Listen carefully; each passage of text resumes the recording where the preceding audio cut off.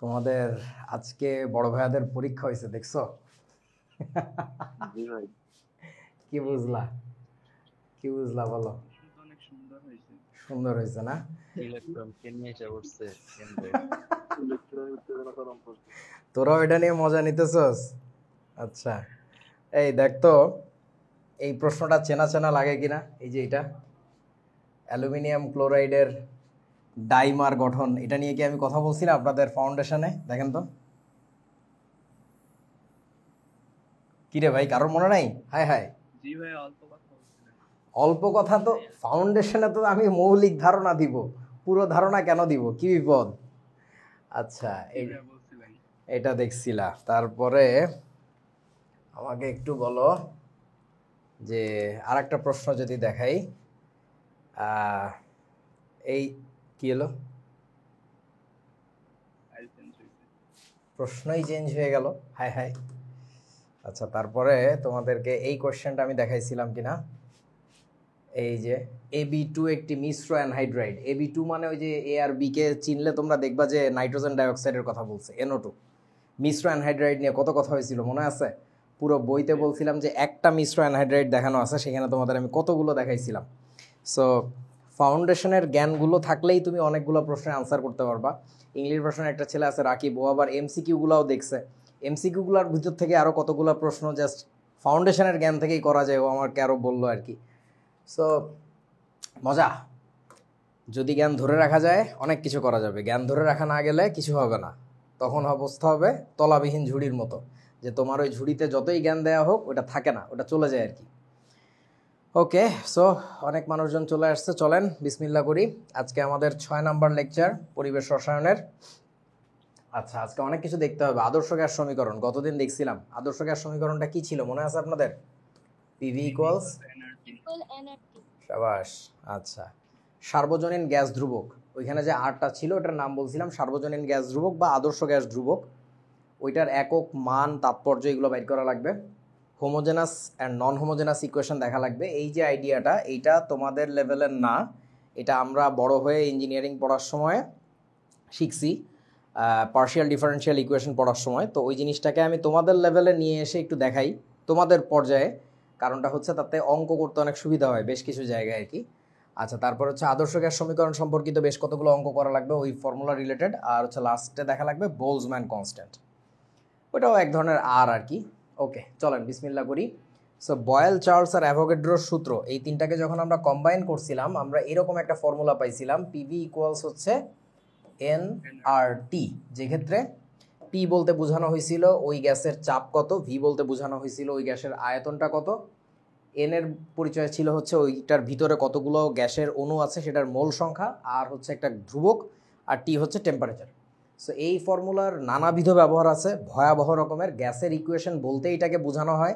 এবং এখানে যে ধ্রুবকটাকে দেখতে পাচ্ছ, এই ধ্রুবকটাই হচ্ছে গোটা রসায়নে বলতে পারো একমাত্র ধ্রুবক যেটার মান তোমার মুখস্থ রাখা লাগবে।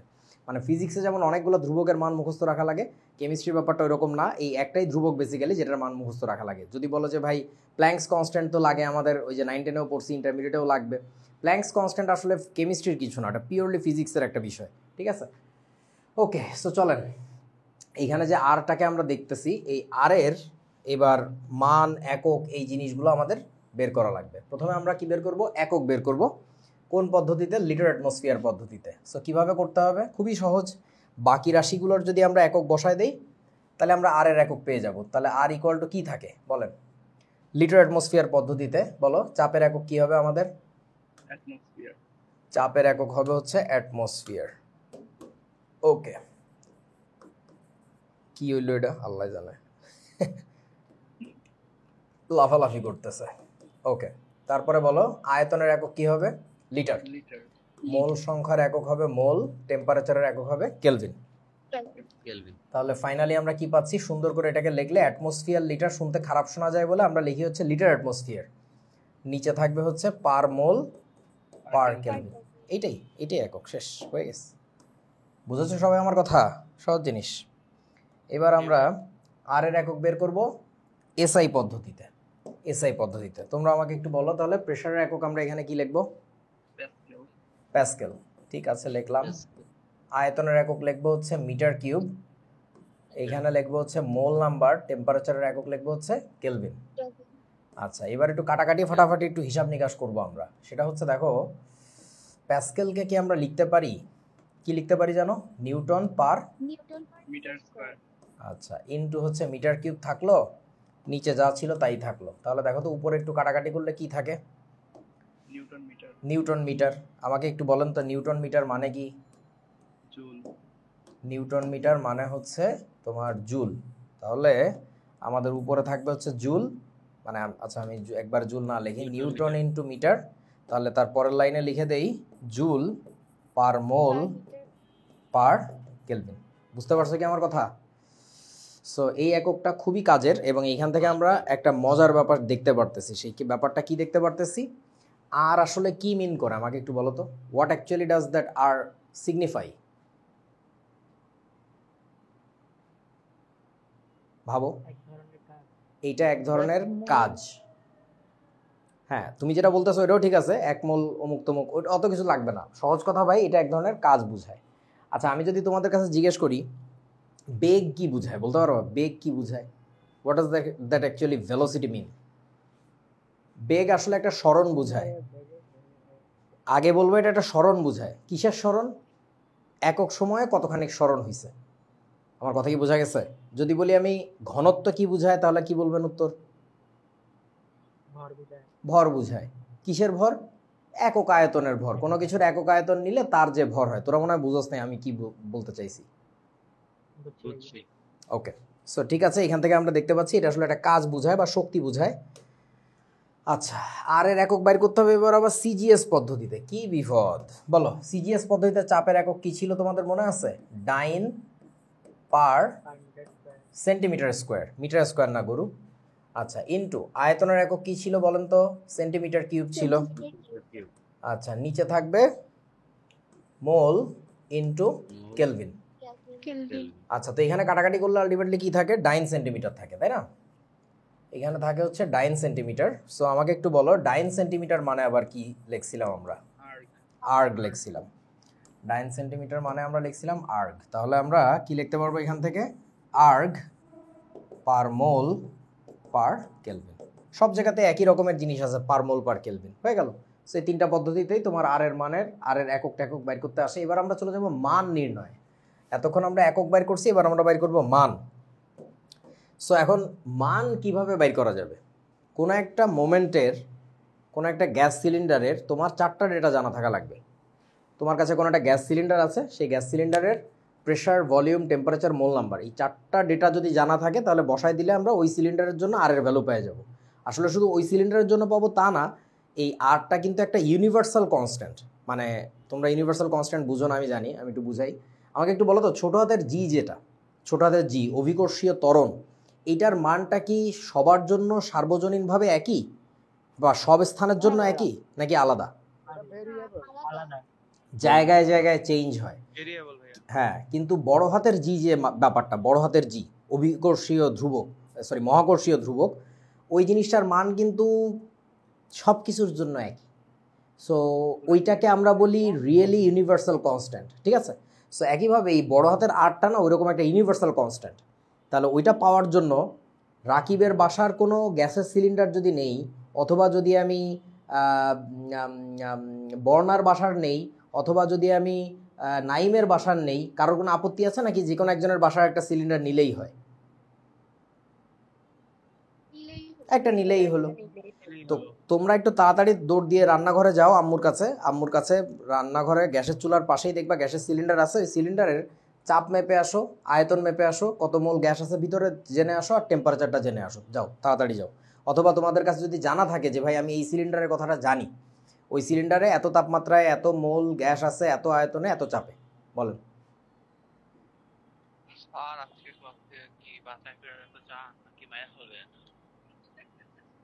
কি কইলো জানি, আমি মারি ফেলবো কেন? তোরে বললাম যে আম্মুর কাছে যা রান্না করে।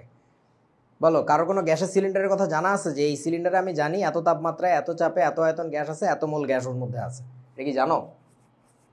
এনিবডি জানো? সবাই জানো? হ্যাঁ,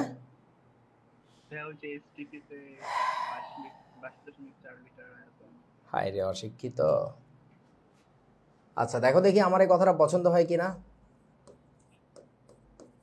আমরা জানি এসটিপিতে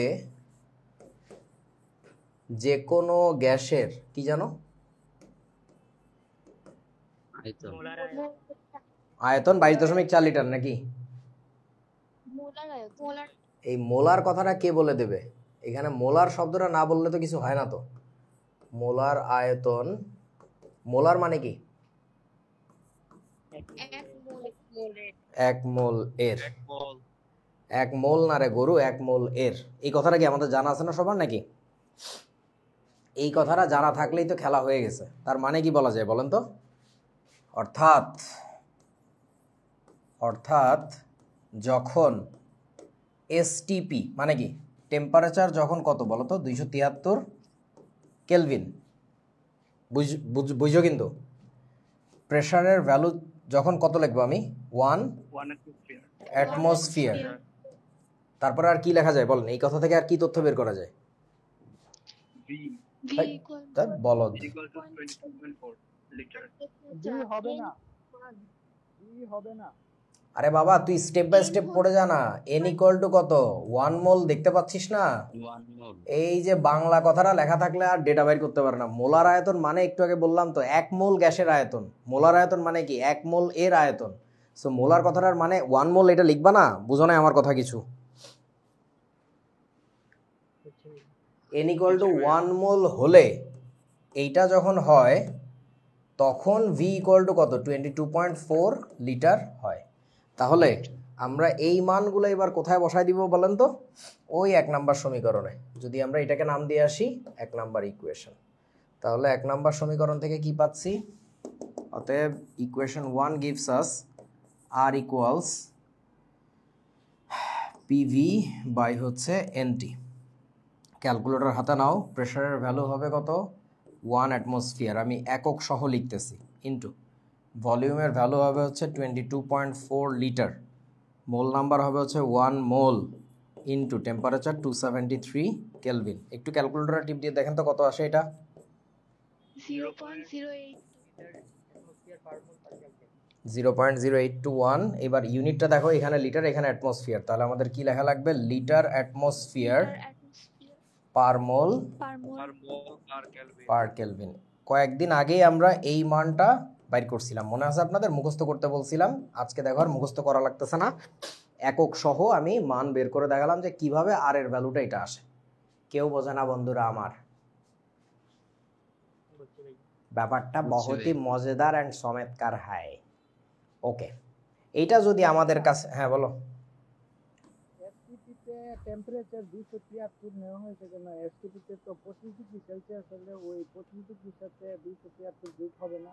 তোরে কে বলছে এটা এসটিপি মানে 25 ডিগ্রি সেলসিয়াস? প্রমাণ তাপমাত্রা মানে তো 0 ডিগ্রি সেলসিয়াস, 25 ডিগ্রি সেলসিয়াস তো না। 25 ডিগ্রি সেলসিয়াসও হয় অন্য একটা জায়গায়, তাপ রসায়ন আর তড়িৎ রসায়ন। এখন তো আমরা ওইগুলো পড়তেছি না। তুই পাইছস কোথায় এটা? মানে প্রমাণ তাপমাত্রা মানে 25, এই প্রমাণ তাপমাত্রা মানে কি 0 ডিগ্রি সেলসিয়াস নাকি 25 ডিগ্রি সেলসিয়াস? কোনটা? বাকিরা বলেন তো। 0 degree. 0 ডিগ্রি তো। বুঝেছো বন্ধু? এসএটিপিতে হচ্ছে 25 ডিগ্রি সেলসিয়াস, রাইট। আর এই 0 এসটিপি বলতেও 0 বুঝায়, ওটা তাপ রসায়নে আর তড়িৎ রসায়নে। সে সেকেন্ড ইয়ারে যায় পাবি, এখন না আর কি। ঠিক আছে, বুঝছিস বাবা? জি ভাইয়া বুঝছি। ওকে চলো, আমার হাতের লেখা তোমরা বোঝো না, তাই এখানে স্পষ্ট লিখে দেওয়া আছে, টাইপিং করে দেওয়া আছে। আমরা জানি ফমান তাপমাত্রা ও সারফেস যে কোনো গ্যাসের মোলার আয়তন 22.4 লিটার। তোমরা মোলার কথাটা না লিখলে কিন্তু হবে না। তার মানে কি? টেম্পারেচার যখন এত, প্রেসার যখন এত, মোল নাম্বার যদি 1 মোল হয় তাহলে ভলিউম হবে এটা। তাহলে এইবার পিভি ইকুয়াল টু এনআরটির মধ্যে বসাই দিয়ে আর এর মানে যে পাওয়া গেছে। ঠিক আছে, এইবার চলো এসআই পদ্ধতিতে আমরা আর এর ভ্যালুটা বাইর করে আসি। তাহলে আবারও একই কথাটাই আমাদের লাগবে, তাই না? এসআই পদ্ধতিতে বাইর করতেছি। আমরা জানি এসটিপিতে যে কোনো গ্যাসেরই মোলার আয়তন 22.4 লিটার। এই কথাটা লাগবেই লাগবে, কারণ তোমাদের কারো বাসার গ্যাসের সিলিন্ডারে তুমি জানো না যে কত আয়তন, কত তাপমাত্রা, কত চাপ আছে। এটা তোমার অলওয়েজ লাগবে আর কি। অথবা তুমি আম্মুর কাছে যাই নিয়ে আসো ব্যালনের বাড়ি হলে, আমি কিছু জানি না, সিলিন্ডার নিয়ে মাফামাফি লাগাই দিছে। আচ্ছা এইবার তাহলে কি বলবো? অতএব বলেন তাহলে, বলেন বলেন বলেন। T equal to 0. R equal temperature যদি আমাদের 273 কেলভিন, প্রেশার ইকুয়াল টু বলো কত লিখবো এবার, 1 অ্যাটমসফিয়ার নাকি 10, 13, 25 Pascal. 10 13 25 101325 এত কি বলো তো প্যাসকেল। তারপরে আর কি তথ্য আমরা এখান থেকে পাচ্ছি বলেন, n ইকুয়াল টু 1 মোল হলে এইটা যখন হয় তখন ভলিউম ইকুয়াল টু কত হবে বলেন তো, 22.4। 4 into 10 to the power minus 3 per cube. এইটা বলতে পারতে হবে যে ইন্টু 10⁻³ মিটার কিউব, এইটা না বলতে পারলে হবে না। ঠিক আছে, সবাই বুঝছো আশা করি যে আমরা এখন সমস্ত ডেটাগুলো কিসে নিচ্ছি, ইচ্ছা করে এসআই পদ্ধতিতে নিচ্ছি। ওকে বস, তাহলে এবার বলেন, তাহলে এবার আমরা 1 নাম্বার ইকুয়েশন থেকে পাচ্ছি। Therefore equation 1 gives us R equals, calculator হাতে নিও, প্রেশারের ভ্যালু লিখবো হচ্ছে কত, প্রেশার ভ্যালু লিখবো 101325, আমি প্যাসকেল না লিখে এখানে লিখতেছি newton per metre square, into ভলিউমটা লিখবো হচ্ছে আমরা 22.4 ইন্টু 10⁻³ মিটার কিউব, নিচে লিখবো হচ্ছে 1 মোল ইন্টু টেম্পারেচার লিখবো 273 কেলভিন। ওকে বস, তাহলে এবার একটু নিজের হিসাব করে দেখেন তো কত আসে। 8.314 তোরা হিসাব না করে আন্দাজে মধ্যেছিস। এখানে আসবে নিউটন পার মিটার স্কোয়ার, আর এখানে মিটার কিউব গুণ করলে আলটিমেটলি আসবে নিউটন মিটার। নিউটন মিটার মানে কি জানো, জুল। নিচে ছিল হচ্ছে পার মোল পার কেলভিন। দেখো তো এই মানটাও আমরা সেদিন লিখছিলাম না ওই ছকের ভিতরে, মনে আছে আপনাদের? সেই মানটাও আজকে প্রমাণ করে দিলাম যে কেন এরকম আসে, কারণটা হচ্ছে এটা। ওকে ঠিক আছে, তারপরে চলো, আমার হাতের লেখা বুঝবা না এই জন্য ফ্রেশ করে লিখে দেওয়া আছে একই কথাই। এই যে দেখো এখানে কি করছে, প্রেশারের মানটা লিখছে প্রথমে 1 অ্যাটমসফিয়ার, লিখে আবার প্যাসকেলে নিয়ে চলে গেছে। ভলিউমটাকে লিখছে প্রথমে 22.4 লিটার, তারপর আবার মিটার কিউবে কনভার্ট করছে। দ্যাটস ইট, এক্সট্রা করে এই জিনিসটা করা লাগবে আর কিছুই না। সো আর এর মানটা ওইটা আসবে আর কি। আচ্ছা বুঝছি আশা করি। তারপরে যাইতে বলছে কোথায়, সিজিএস পদ্ধতিতে। ভালো লাগে না রে, পারবি তোরা নিজেরা করতে? না ভাই, না ভাইলে এখানে লিখি দিয়েছে, এখানে লিখি দিছে নিজেরা করিস, বাবা আমাকে মাফ করি দে। এটা কি, আচ্ছা এটা পরীক্ষা আসে, এটা খুব গুরুত্বপূর্ণ। তোমাকে বলছে এবার ক্যালোরি পদ্ধতিতে আর এর ভ্যালু বাইর করতে। সো ক্যালোরি পদ্ধতিতে বাইর করবা কেমনে, আর এর মান আগে এসআই পদ্ধতিতে বাইর করবা।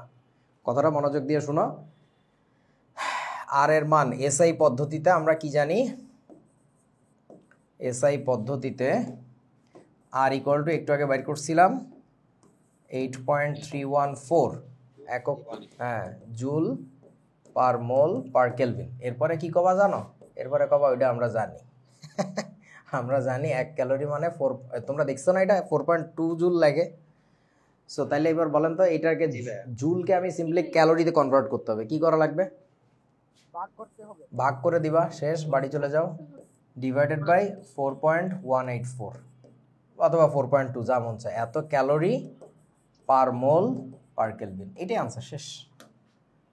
ঠিক আছে, আমি আর করলাম না, সময় বাঁচাচ্ছি, আলোচনা করব বেশি, ক্যালকুলেশন কম। ঠিক আছে, পারবি তো বাবারা নাকি? ধন্যবাদ। আর নিয়ে এত কেন মাতামাতি, এইটা একটা প্রশ্ন, খুব গুরুত্বপূর্ণ প্রশ্ন। এই প্রশ্ন কোনোদিন আসে নাই, বাট তোমার বাবার জন্য আমি দিয়েছি। দেখো ভাই, বয়েলের বাবারে কেডা কাপড় কাচতে গেছস, মাইকটা অন করে থুই, সাকিব চৌধুরী।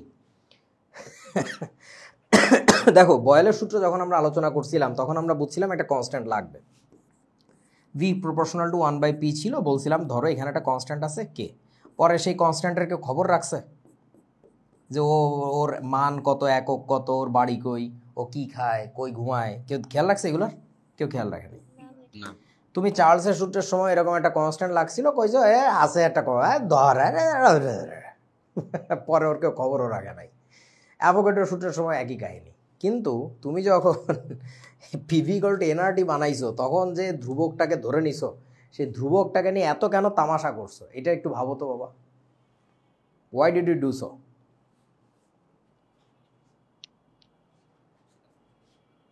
প্রথম কথা এটা। দ্বিতীয় কথা হচ্ছে, আচ্ছা দ্বিতীয় কথার দিকে না যাই এখন, তারপরে তোমাদের আমি সিমিলার একটা প্রবলেম মনের মধ্যে দিয়ে দেই। ফিজিক্সের একটা সূত্র ছিল বিখ্যাত, এফ ইকুয়ালস এম এ।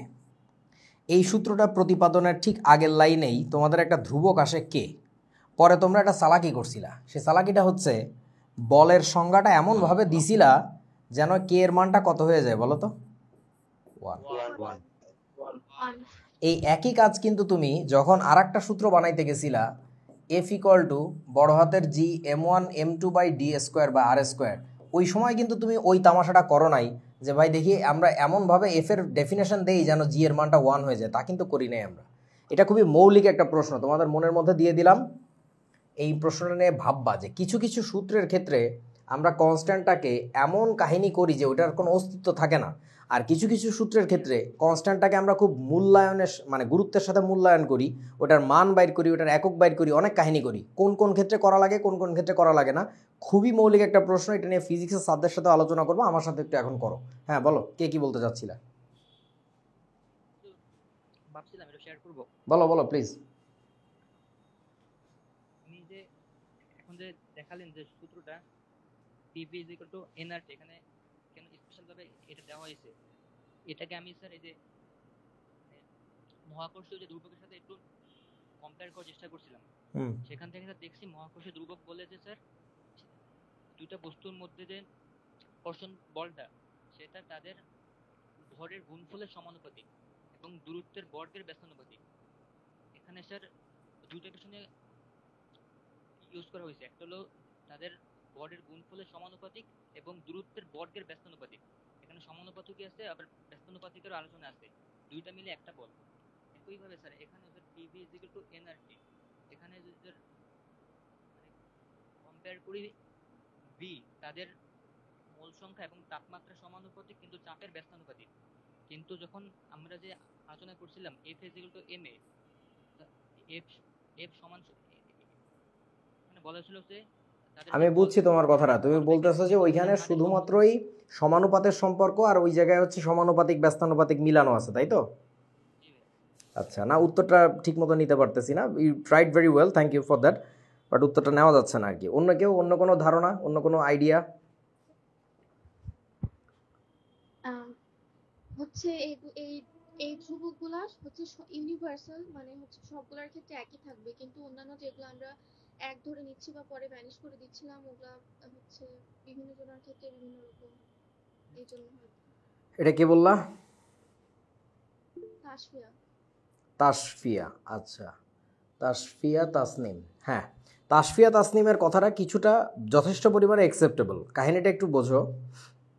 ঘটনাটা হচ্ছে কি, আমরা যখন বয়েলের সূত্র নিয়ে কথা বলছিলাম, বয়েলের সূত্র আমাকে একটু বলো তো, এটা কি কোনো সার্বজনীন সূত্র নাকি সিঙ্গেল ক্লোজড সিস্টেমের জন্য অ্যাপ্লিকেবল একটা ফর্মুলা? তোমাদের কি মনে পড়ে সিঙ্গেল ক্লোজড সিস্টেম কি?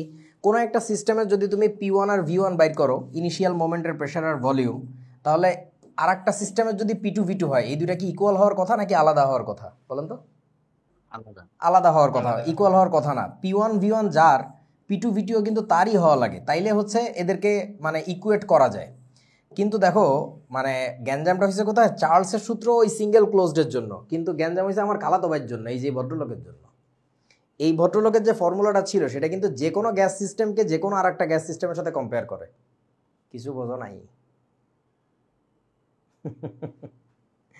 গরুরা বোঝে না। এই গরু আমাকে বল, তোদের কারো একজনের বাসায় একটা গ্যাসের সিলিন্ডার আছে, সেইখানকার চাপ আর একজনের বাসার সিলিন্ডারের চাপের সমান হয়েছে, এইখানকার তাপমাত্রা ওইখানকার তাপমাত্রার সমান হয়েছে, এরপরে এইটার আয়তন V পাওয়া গেছে আর ওই সময় ওইটার আয়তন পাওয়া গেছে টুয়াইস V। তাহলে আমি কি বলতে পারি এটার মধ্যে অণুর সংখ্যা যদি n হয় তাহলে ওটার মধ্যে অণুর সংখ্যা কত হবে বলেন তো আমাকে একটু? 2n হয়। কোন গ্যাস আছে তাতে ডিপেন্ড করে না, কার বাসার গ্যাসের পাত্র তাতে ডিপেন্ড করে না, কিছুই ডিপেন্ড করে না। যে কোনো গ্যাস সিস্টেমকে যে কোনো গ্যাস সিস্টেমের সাথে কম্পেয়ার করা যায়, তার মানে এদের মধ্যে নিশ্চয়ই কোনো একটা সার্বজনীন সম্পর্ক আছে, গ্যাসের একটা, বোঝা না আমার কথা, ইউনিভার্সাল একটা রিলেশনশিপ আছে নিশ্চয়ই। সেই রিলেশনশিপটাই হচ্ছে এই আর।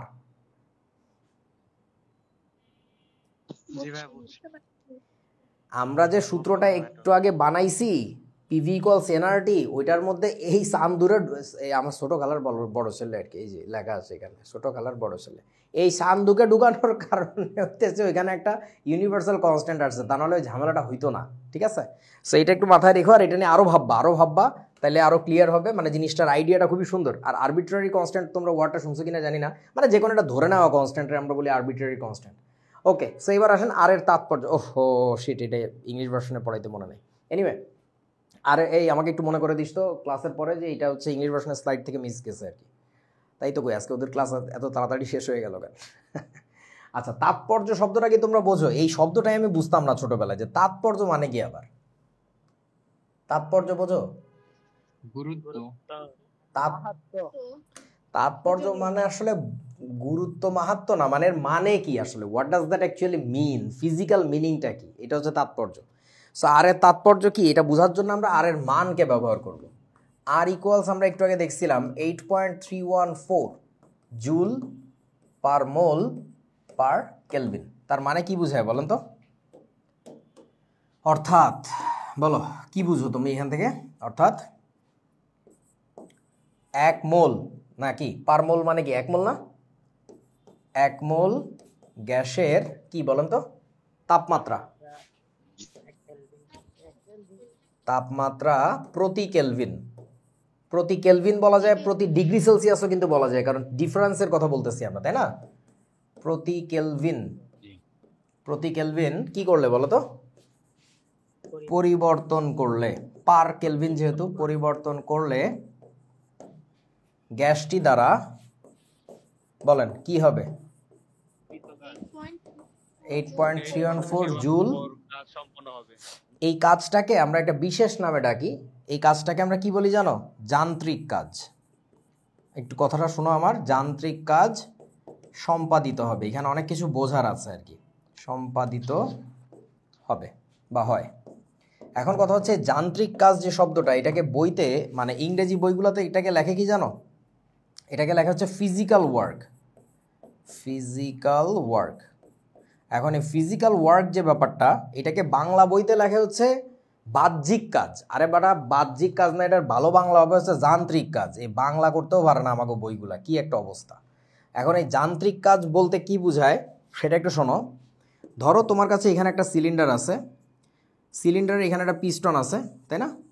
এখন আপনি যদি এই সিলিন্ডারটায় তাপ দেন, তাপ শক্তি দাও, তাহলে আমি যে তাপমাত্রা বাড়াই দিলাম, তাহলে বলো তো আমাকে একটু পিস্টনটা তখন কিভাবে কাজ করে, মানে গ্যাসটা তখন কিভাবে কাজ করে?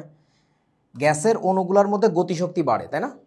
তাপ শক্তি দেওয়ার কারণে গতিশক্তি বাড়ে। ওই গতিশক্তি কি করে? তাদের চাপ বাড়ায়। চাপ বাড়ায় মানে কি? পাত্রের দেয়ালে ধাক্কা দেয়। ওই ধাক্কাটার ফলে এই পিস্টনটা তখন কি করবে বলেন তো? ভিতরে ঢুকবে নাকি বাইরে যাবে? কোনটা? বাইরে যাবে। এই যে বাইরে যাওয়ার মানে কি? এই পিস্টনের উপরে একটা কি অ্যাপ্লাই করতেছে বলেন দেখি আমাকে? ফোর্স অ্যাপ্লাই করতেছে না? বল। এই বলের কারণে পিস্টনটা আগে যেখানে ছিল, ধরে নেওয়া গেল পিস্টনটা আগে এইখানে ছিল, এই যে এই জায়গায় ছিল, হ্যাঁ এইখানে ছিল, তাহলে এই যে তার একটা কি ঘটলো বলেন তো? স্মরণ ঘটলো না? হ্যাঁ, তাহলে বল গুণ স্মরণ, তার মানে কি আমি এখানে কাজ পাবো। তো এই কাজটা তুমি কি কারণে পাচ্ছ? তাপমাত্রা বৃদ্ধির কারণে পাচ্ছ। বাইরের দিকে কাজ হয়েছে। এটাকে আমরা বলি হচ্ছে সিস্টেম কার উপরে কাজ করতেছে? পরিবেশের উপরে কাজ করছে। তোমরা কি বুঝছো ব্যাপারটা? সিস্টেম পরিবেশের উপরে কাজ করছে, পরিবেশকে ঠেলে বাইরে পাঠাই দিছে। আর এবার যদি আমি তাপমাত্রা না বাড়ায়া যদি তাপমাত্রা কমাইতাম, এখানে একটু বরফ টরফ দিতাম, তাহলে কি হতো বলো তো? পিস্টনটা এবার কোন দিকে আসতো? নিচের দিকে আসতো। এই সময় আমাদের কে কাজ করতেছে? কে কাজ করতেছে? পরিবেশ কাজ করতেছে সিস্টেমের উপরে। কথা কি বুঝছো? এনার্জি ভিতরে ঢুকে যাচ্ছে আর কি। সো দ্যাটস ইট। এইটাকে আমরা দুইটাকে মিলেই বলি হচ্ছে যান্ত্রিক কাজ। এটাকে আসলে বাহ্যিক কাজ বলাটা ঠিক না। বাহ্যিক কাজ বলার মানেই হচ্ছে মনে হবে যে সিস্টেম সবসময় পরিবেশের উপরে কাজ করতেছে। বইতে বাংলাটা ভুল লেখে, এই বাংলাটা লেখা উচিত কি? যান্ত্রিক কাজ। আপনারা কি বুঝছেন আমার কথা বন্ধুরা? Mechanical work. ওকে, মানে মুভমেন্ট হচ্ছে এখানে, দ্যাটস আমরা বলি হচ্ছে মেকানিক্যাল কাজ। So that's it, that's the তাৎপর্য অফ, মানে that's the significance of art. So fully বুঝছো তোমরা? এই যে দেখো, তাহলে তোমার গত দিনের বেস্ট অফ ফ্যারেন্ডা কি ছিল?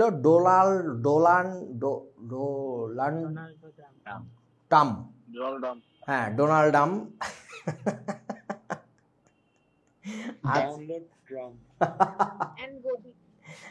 হ্যাঁ, নারেন্দ্রা মোদি। এখন আজকে তোমার নিউ বেস্ট ফ্রেন্ড হচ্ছে PV equals NRT, because from this moment on you'll not be understanding anything but PV equals NRT. এই ফর্মুলা দিয়েই তোমার সব অঙ্ক হবে, সব গ্যাঞ্জাম দূর হয়ে যাবে। ইভেন তুমি যদি আগের সব সূত্র ভুলেও যেতে চাও কোনো সমস্যা নেই, এইটাকে মনে রাখলে হবে। কারণ মনে আছে নিশ্চয়ই এটা বানানোর সময় কিন্তু ওদেরকেই ব্যবহার করছিলাম, সো এখান থেকে সব বাইর করা যায় আর কি। আচ্ছা, সো এবার দেখো এই সূত্রটার মধ্যে কিছু খেলা আছে, সেই খেলাগুলো একটু দেখে নিই আমরা। আমাকে একটু বলো, এই প্রেশারটাকে কেউ যদি বসায় অ্যাটমসফিয়ার ইউনিটে, তাহলে বলেন তো এই ভিটা কোন এককে বসানো উচিত তার? কারণ লিটার অ্যাটমসফিয়ার সিস্টেম সে ব্যবহার করতেছে। আচ্ছা, তাহলে বলো এই মোল নাম্বারটা সে কোন ইউনিটে বসাবে? মোল। আর এর ভ্যালু তার কত বসাইতে হবে? 0.0821 লিটার অ্যাটমসফিয়ার পার মোল পার কেলভিন। আচ্ছা, টেম্পারেচারটা তার কি বসাইতে হবে? কেলভিন। এইগুলো না করে কেউ যদি প্রেশারটাকে বসায় প্যাসকেল ইউনিটে, বসাইতেই পারে, তখন তার ভলিউমটা বসাইতে হবে কিসে? মিটার কিউব, মানে এসআইতে যাচ্ছে সে। তাহলে মোল নাম্বারটা সে কিসে বসাবে? মোল ইউনিটে। আর এর ভ্যালুটা সে কিসে বসাবে? 8.314 জুল পার মোল পার কেলভিন। আর টেম্পারেচার তো কেলভিনেই থাকবে, বুঝল? এবার আমরা একটা নতুন আইডিয়া শিখবো, সেটা হচ্ছে হোমোজেনাস এবং নন হোমোজেনাস ইকুয়েশন কি জিনিস। হোমোজেনাস শব্দটা তোমরা আগে শুনছো? বলো তো আমাকে একটু। সমগোত্রীয়, সমজাতীয়, মানে সম ধরনের, একই ধরনের। সো এটা আমরা কোথায় শিখছিলাম? আমাদের ক্লাস 9-এ একটা টপিক ছিল প্রথম অধ্যায়ে, না কেমিস্ট্রিতেই। তোমার টপিকটার নাম ছিল হচ্ছে, ভুলে গেলাম, তোরা খালি ঘন কথা কইস, তোদের কথার কারণে ভুলে গেলাম, দাঁড়া। Organic chemistry. এই খালি ঘন কথা কইস কেন, থাম। সমসত্ব মিশ্রণ, ইংরেজিতে এটাকে বলা হচ্ছে হোমোজেনাস মিক্সচার, বুঝেছো? আচ্ছা, তো সমসত্ব মিশ্রণ কাকে বলে? যে মিশ্রণের সব জায়গাতে উপাদানগুলোর অনুপাত একই থাকে, তাকে বলে সমসত্ব মিশ্রণ। আমাকে বলো তো, ঝালমুড়ি যে মাখাটা খাও, এটা কি সমসত্ব নাকি অসমসত্ব মিশ্রণ?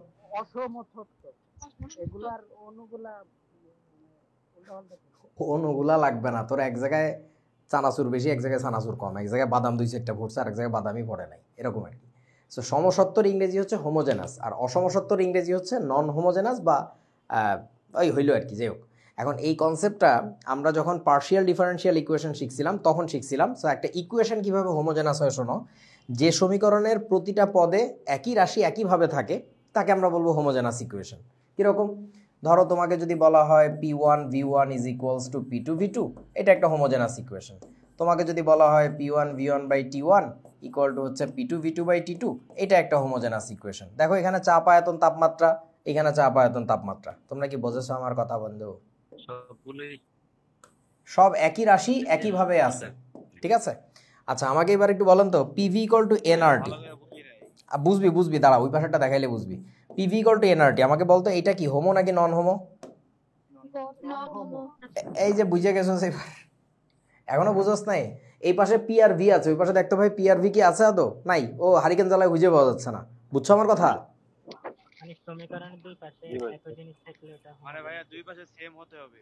শুধু দুই পাশে না, যত পদ আছে সব জায়গাতে একই রকম থাকবে।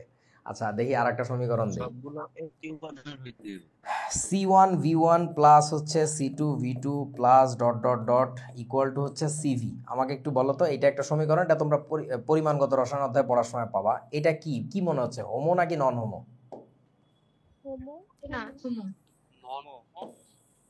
কে কইলো নমো?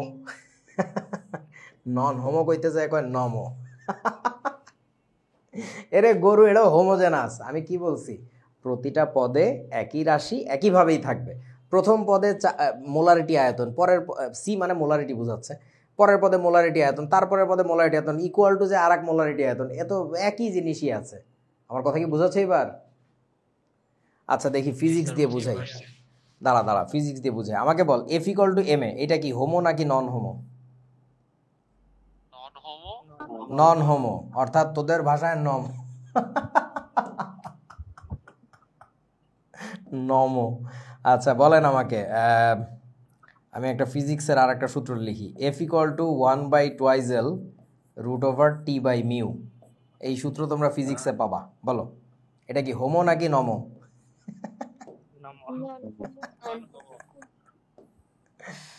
আচ্ছা বলো কি দিয়ে বুঝাবো? V equal to U plus GT, বলো এটা কি? নমো না? হ্যাঁ নন হোমো, রাইট। সো এই তো হয়ে গেল, মানে দেখে বুঝতে হবে আর কি। আচ্ছা তোরা একটা সিম্পল জিনিস চিন্তা কর, মানে সুবিধা আর অসুবিধাটা বোঝ। এই হোমোজেনাস ইকুয়েশনের কিছু সুবিধা আছে বুঝছিস, যেটা নন হোমোতে কখনো পাওয়া যায় না। আমাকে একটু বলেন তো, কেউ যদি এই সমীকরণটার মধ্যে প্রেসার বসায় ফেলে অ্যাটমসফিয়ার এককে, তাহলে আয়তনটা অবশ্যই কিসে বসাইতে হবে বলেন তো? এটা লিটার না বসাইলে তোরে ভাই কোনোভাবে মিলবে না, তুই সমীকরণের লেফট সাইড রাইট সাইড তো মিলাইতে পারবি না। একই সমস্যা ওই জায়গায় দেখ। এইখানে যদি কেউ আমাকে বলেন তো আদিবেগ বসায় ফেলে ফিট পার সেকেন্ড এককে, দেখি কে কি পারেন ফিজিক্স। ফিট পার সেকেন্ড এককে, শেষ বেগ তাহলে কিসে আসবে? ফিট পার সেকেন্ডে আসবে না? তবে টাইমটা অবশ্যই তোমার সেকেন্ডে বসাইতে হবে, এবং জি এর মানটা তখন কত বসাইতে হবে বলেন তো? কয়েকদিন আগে আমি দেখাইছি জি, এই জি এর মানটা কিন্তু তখন 32 ফিট পার সেকেন্ড স্কোয়ারে বসাইতে হবে, তা নাহলে কিন্তু অঙ্ক হবে না। কয়েকদিন আগে দেখাইছিলাম, মনে আছে আপনাদের? এটাই বলতেছি, নন হোমোজেনাস ইকুয়েশনের এইটা একটা গ্যাঞ্জাম। সেই গ্যাঞ্জামটা কি? এই পুরো সমীকরণ তোমার এখন বসাইতে হবে লিটার অ্যাটমসফিয়ার সিস্টেমে, এই পুরো সমীকরণ বসাইতে হবে তোমার এফপিএস সিস্টেমে। এইবার আসো আসো খেলা দেখো, এইখানে আসো। ধরো কেউ এই চাপটাকে বসাইছে অ্যাটমসফিয়ার এককে, বসাইলো, সমস্যা নেই। তাহলে এইটা তো কমন সেন্স যে এই চাপটাও বসাইতে হবে তখন কিসে বলেন তো? অ্যাটমসফিয়ারে বসাইলো। এখন বলতো এই আয়তনটা কিসে বসানো উচিত বলেন দেখি? লিটারে না? কেউ লিটারে না বসায়, কেউ যদি বদনা এককে বসায়,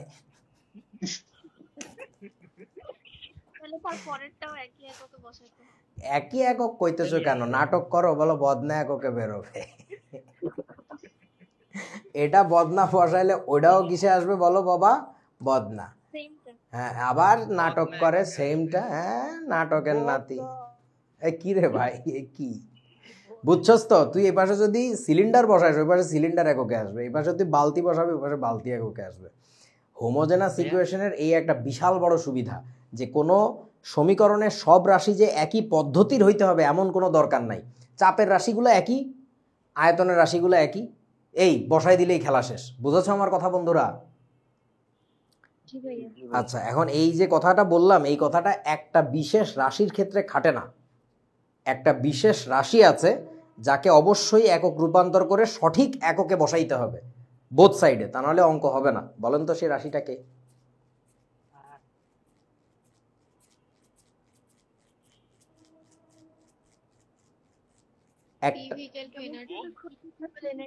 তোরা আমার প্রশ্নটাই বুঝোস নাই। পিভি ইকুয়াল টু এনআরটি তো একটা সমীকরণ, আমি বলছি একটা রাশি। একটা রাশি আছে যে রাশিকে সঠিকভাবে একক নিয়ে বসাইতে হবে, মানে একক কনভার্ট করে।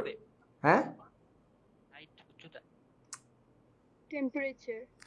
একমাত্র রাশি হচ্ছে টেম্পারেচার, যাকে তোরা আমার প্রশ্নটাই বুঝিস নাই। একমাত্র রাশি হচ্ছে টেম্পারেচার, যাকে ঠিকমতো রূপান্তর করে নিয়ে বসাইতে হবে। তুমি যদি ভাবো যে এই পাশে আমি ডিগ্রি সেলসিয়াস বসাবো, এই পাশে অটোমেটিক আনসার পাবো degree Celsius, that is never gonna happen. কেন তোমরা নিজেরা ভাবো, আমারে কেন বলতেছো?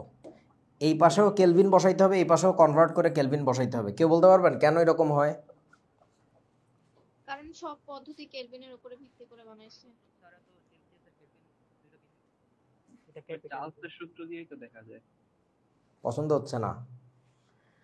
আচ্ছা এদের পার্থক্য 273, মানে এক জায়গায় যদি 1 ডিগ্রি সেলসিয়াস অন্য জায়গায় পড়বে হচ্ছে 274 কেলভিন, তখন ভাগের মানটা ভিন্ন আসবে। আমাকে একটু বলতো, তোদেরকে লেখায় দিছিলাম 1 লিটার মানে কত মিলিলিটার? 1000 মিলিলিটার না? এর মানে হচ্ছে 1000 সেন্টিমিটার কিউব, এর মানে হচ্ছে কি 1000 সিসি, এগুলো লেখায় দিছিলাম।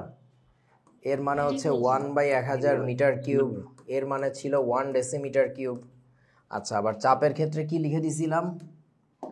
1 অ্যাটমসফিয়ার ইকুয়াল টু বলেন বলেন বলেন 760, কেউ তো বলতে পারে না, millimetre mercury pressure, 76 centimetre mercury pressure, 0.76 metre mercury pressure, হ্যাঁ 101.325 প্যাসকেল, মনে পড়ে? 101.325 কিলো প্যাসকেল। এই সবগুলো কনভার্সন ছিল কি ধরনের জানো? এই সবগুলো কনভার্সন ছিল হচ্ছে গুণাত্মক। গুণাত্মক বুঝো, মাল্টিপ্লিকেটিভ, অর্থাৎ গুণ করে বা ভাগ করে কনভার্ট করা যায়। কিন্তু টেম্পারেচারের যে কনভার্সনটা, সেই কনভার্সন কেমন ছিল জানো নাকি? এটা কি গুণ করে কনভার্ট করে? যোগ বিয়োগ করে। ছোট হাতের টি এর ডিগ্রি সেলসিয়াস যেটা ছিল তার সাথে 273 যোগ করলে তারপরে সেটা কিসে যায়? বড় হাতের টি কেলভিনে যায়। এখন একটা জিনিস তোমরা একটু আমাকে বলো তো বন্ধু, ধরো P1 V1 equal to P2 V2 যখন অ্যাপ্লাই করতেছো, কথার কথা তুমি চাপের মানটা বসাইছো অ্যাটমসফিয়ারে, তাহলে ওই পাশেও বসাবে অ্যাটমসফিয়ারে। বোঝো নাই আমার কথা? তাহলে অ্যাটমসফিয়ার কি কাটাকাটি চলে গেল না? গেল। এবার আসো, কথার কথা, এই কার জানি মাইকে ঘটঘট ঘটঘট কন্টিনিউয়াস শব্দ করে। ভলিউম 1টা কথার কথা তুমি বসাইছো বালতি এককে, বালতি। সো বালতিকে ধরে নাও এক্স নামক একটা রাশি দিয়ে ভাগ, একটা সংখ্যা দিয়ে ভাগ করলে ওটা লিটারে যায়।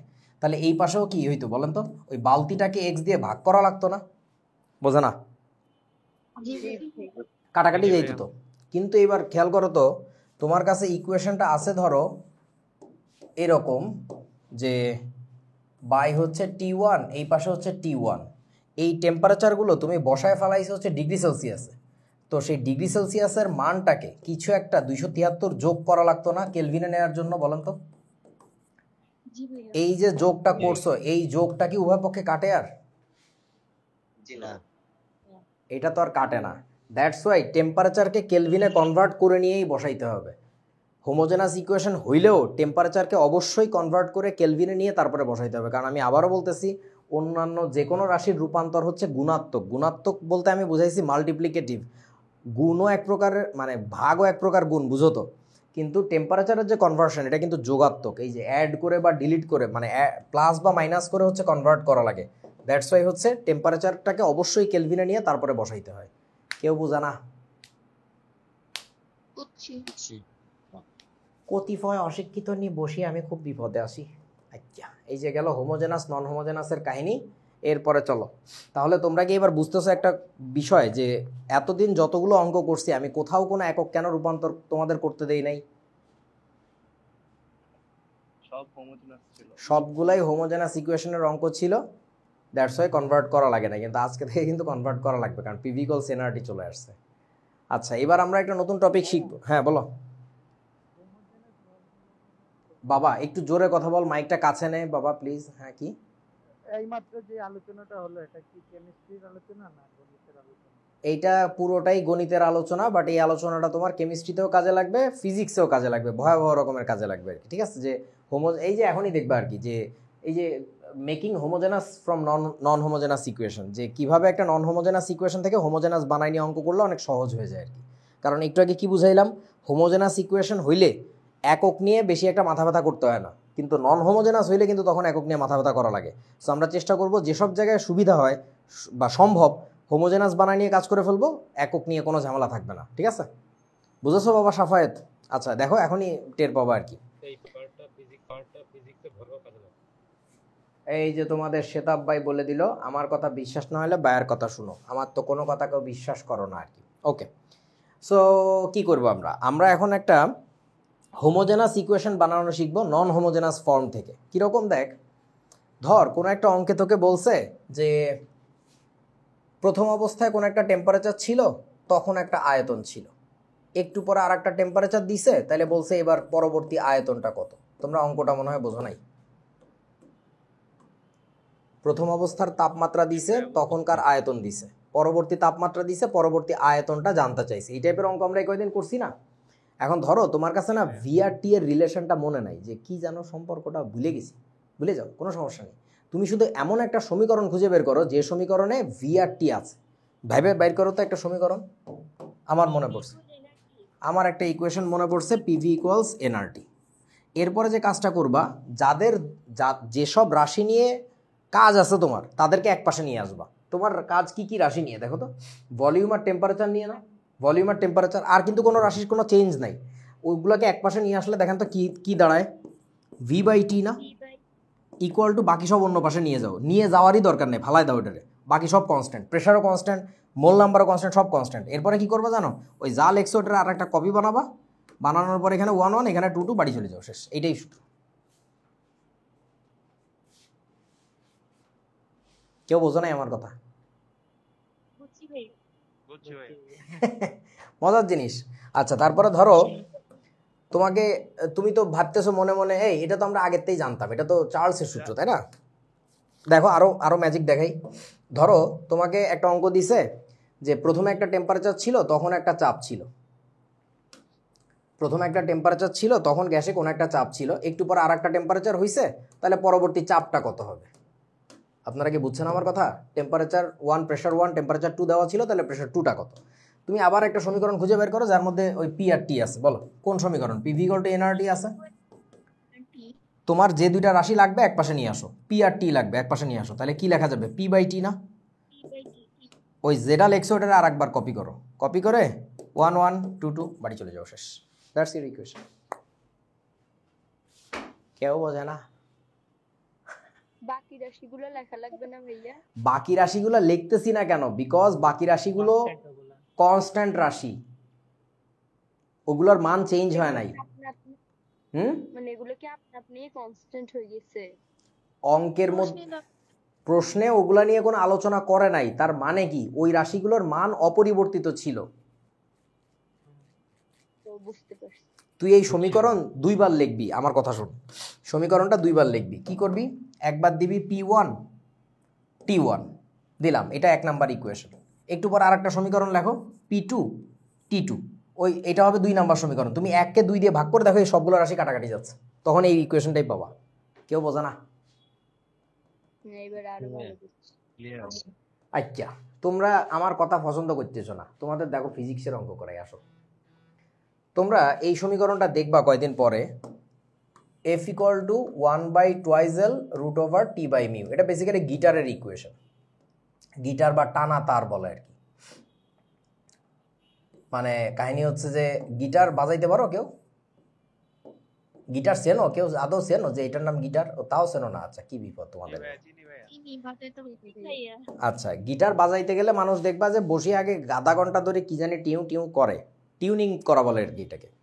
তো টিউনিংয়ে করেটা কি, মানে তারের টান ঠিক করে যে কি পরিমাণে টেনশন তারে থাকা লাগবে, তাহলে ও তার যে ডিজায়ার্ড ফ্রিকোয়েন্সি সেটা বাইর করতে পারবে। সো এই ইকুয়েশনের টিটা হচ্ছে তারের টান, মিউ একটা ধ্রুবক, ওটা জানা লাগবে না, একক দৈর্ঘ্যের ভর। ওই তারের 1 মিটার লেন্থ নিলে তার যে ভর হয় এটা একটা কনস্ট্যান্ট। এল হচ্ছে তারের লেন্থ কত, আর এফ হচ্ছে তারের ওইখান থেকে ফ্রিকোয়েন্সি যেটা বের হবে। এখন ধর তোরে কোনো একটা ফিজিক্সের অঙ্ক দিছে যে কোনো একটা ওই গিটারের তারের বা টানা তারের লেন্থ আমি ডাবল বানায় ফেলছি, তাহলে বলো তো ফ্রিকোয়েন্সি কত গুণ হবে? এখন বলেন তো ওই ইকুয়েশনের মধ্যে কোনটাকে নিয়ে নাড়াচাড়া করছে? এল আর এফ। এল এর কারণে এফ চেঞ্জ হচ্ছে, তাহলে তোমার এবার কোন কোন রাশি প্রয়োজনীয়? এল আর এফ। তুমি ওই দুইটাকে কি করতে বলছিলাম? ইকুয়েশনের এক সাইডে নিয়ে আসতে বলছিলাম। তাহলে এলটাকে ওই পাশে নিয়ে যাও, নিয়ে গেলে কি থাকে? এফ ইন্টু এল আসে না? তাহলে ওই পাশেও কি লিখবা? এফ ইন্টু এল লেখার পরে এই পাশে 2 মারবা, এই পাশে 1 মারবা, বাড়ি চলে যাও। এটা দিয়ে অঙ্ক করে বাড়ি চলে যাও, শেষ। কেউ বোঝে না আমার কথা? কালকে কিছু এক্সট্রা টাকা বিকাশ করে দিস, কেমিস্ট্রি ক্লাসে তোরা ফিজিক্স পড়াচ্ছি। অফিসিয়াল একদম তোর কিলায় অফিসিয়াল বাইট করে দিব, অফিসিয়ালি না পড়ালে টাকা পাঠানো যাচ্ছে না, তাই না? এই শোন, এখন বল আমাকে, যদি এমন কোনো অঙ্ক দেয় যে তোর টানা তারের মানে তারের টান চেঞ্জ করছে, টান দ্বিগুণ করছে, দৈর্ঘ্য অর্ধেক করছে, এবার ফ্রিকোয়েন্সি তাহলে কত গুণ হবে? তাহলে বলেন তো এবার কয়টা রাশি নিয়ে নাচানাচি করছে? 3টা। টান, লেন্থ, আবার ফ্রিকোয়েন্সি। তাইলে বলেন এবার আমার ইকুয়েশনটা কি হবে বলেন তো? বলেন, এলটাকে ওপাশে নিয়ে গেলাম, তাহলে এফ ইন্টু আসলো এল, তারপরে বাই রুট টি। এই যে তুমি বানাইলা ইকুয়েশনটা, এটারে কি করবা বলো? এটার কপি বানাবে, এটার এই পুরোটার একটা কপি ওই পাশে যাও, মাঝখানে একটা ইকুয়াল টু মারো, এই সব 1, ওইগুলা সব কি 2, বাড়ি চলে যাও, অঙ্ক শেষ। কেউ বোঝা না? ইভেন এই সমীকরণটা বানানোর ফলে সুবিধা হয়েছে যেটা, ওই ইকুয়েশনের মধ্যে একটু খেয়াল করো, টানটা তোমার অবশ্যই নিউটন এককে বসাইতে হইতো, এই মিউটা তোমার কেজি পার মিটার এককে বসানো লাগতো, লেন্থটা তোমার মিটার এককে বসানো লাগতো, তাইলে ফ্রিকোয়েন্সি পাইতে হার্টজ এককে, অর্থাৎ সবই এসআই পদ্ধতিতে বসানো লাগতো। এখন এটা নন হোমোজেনাস হওয়ার কারণে তুমি লেন্থ যদি সেন্টিমিটারে বসাও তাও কোনো সমস্যা নেই, এটা তুমি ফিট এককে বসাইলেও কোনো সমস্যা নেই, খালি এই পাশে ফিট বসাইলে ওই পাশেও খেয়াল রাখবা ফিটে বসাবা। বোঝানারে এরা আমার কোনো কথা? ব্যাপারটা বহুতই মজাদার অ্যান্ড চমৎকার হয়। যাই হোক, এই আইডিয়া শিখলা। শোনো ভাই, মনটা খোলো, মনের দুয়ার খোলো। তুমি কেমিস্ট্রি পড়তে বইছো না, ফিজিক্স পড়তে বইছো না, ম্যাথ পড়তে বইছো, এসব ভুলে যাও, তুমি বিজ্ঞান পড়তে বইছো। এবং আমি এই যে অল্প সময়ের মধ্যে এত কিছু শেষ করছিলাম ইন্টারমিডিয়েটের, তার অন্যতম বড় কারণ আল্লাহর রহমতে আমার মনের এই দুয়ারটা খোলা। আমি ম্যাথ শিখতে বসলে ভাবতাম না যে আমি তো ম্যাথ করতে বইছি, আরে ভাই আমি বিজ্ঞান শিখতে বইছি। ম্যাথের ওই মানে যেমন ধর আমি ফিজিক্সের ভেক্টর শিখে ম্যাথেও ভেক্টর ছিল আমাদের, ওই ম্যাথের ভেক্টর আমি আর করি না, ওই 2 সেট অঙ্ক দিয়ে বুঝছে দূর গোড়ার ডিমে ফিজিক্স এগুলো করছি বাদ দে, ওই চ্যাপ্টার পড়া হয়ে গেছে আমার। সো ব্যাপারটা হচ্ছে শিখতে হয় এইভাবে। তুমি কেমিস্ট্রিতে এই টপিকটা শিখতেছো, এটা তোমার সব জায়গায় কাজে লাগবে। যে সেতাবের কাছে শুনো, যে কাজে লাগাইতে পারে সে বোঝে যে একই কনসেপ্ট ওইখানেও কাজে লাগানো যায়। যে বলতে বোঝে না, সে খালি অধ্যায় খোঁজে, কোন অধ্যায় পড়াইতেছো, কোন অধ্যায়, আরে বেটা তোর জ্ঞান শিখাইতেছি আমি, বলো।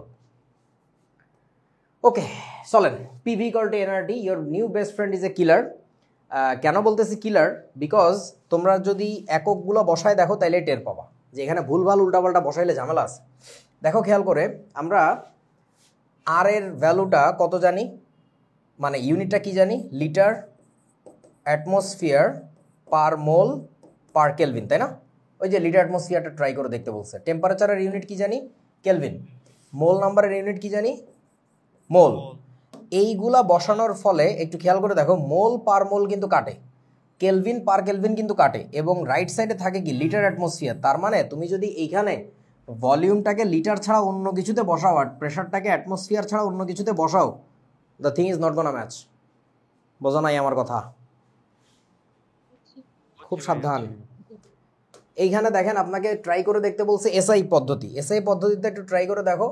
এন এর একক থাকে আমাদের মোল, আর এর ইউনিটটা কি যেন থাকে, জুল পার মোল পার কেলভিন, টেম্পারেচারের একক থাকে কেলভিন। এবার দেখো তো কাটাকাটি করে কেলভিন পার কেলভিন কাটে, মোল পার মোল কাটে, তার মানে রাইট সাইডে জুল থাকে, উইচ মিনস ভলিউমটা তুমি যদি মিটার কিউবে না বসাও আর প্রেশারটা যদি প্যাসকেলে না বসাও তাহলে ম্যাচ হবে না। কেন? প্যাসকেল মানে কি ছিল, নিউটন পার মিটার স্কোয়ার, এটা তো মিটার কিউব, তাহলে গুণ করলে আলটিমেটলি এখান থেকে কি পাই আমরা, জুল। লেফট সাইডে জুল, রাইট সাইডে জুল, এটা তখনই ম্যাচ করে যখন এই এককগুলো এইভাবে থাকে। সো এইটা কিন্তু খুবই কিলার ইকুয়েশন। কিলার ইকুয়েশন মানে বলতেছি কেন, মানে নন হোমোজেনাস ইকুয়েশন, তো খুব সাবধানে বসাইতে হবে। আবার এই স্লাইডটা দিছে, এই গরুরা এই একই স্লাইড 100 বার দেয়। ওকে, সো এবার চলেন, অনেক বগর বগর হয়েছে, এবার অঙ্ক করবা, না পারলে খাবা মায়ের।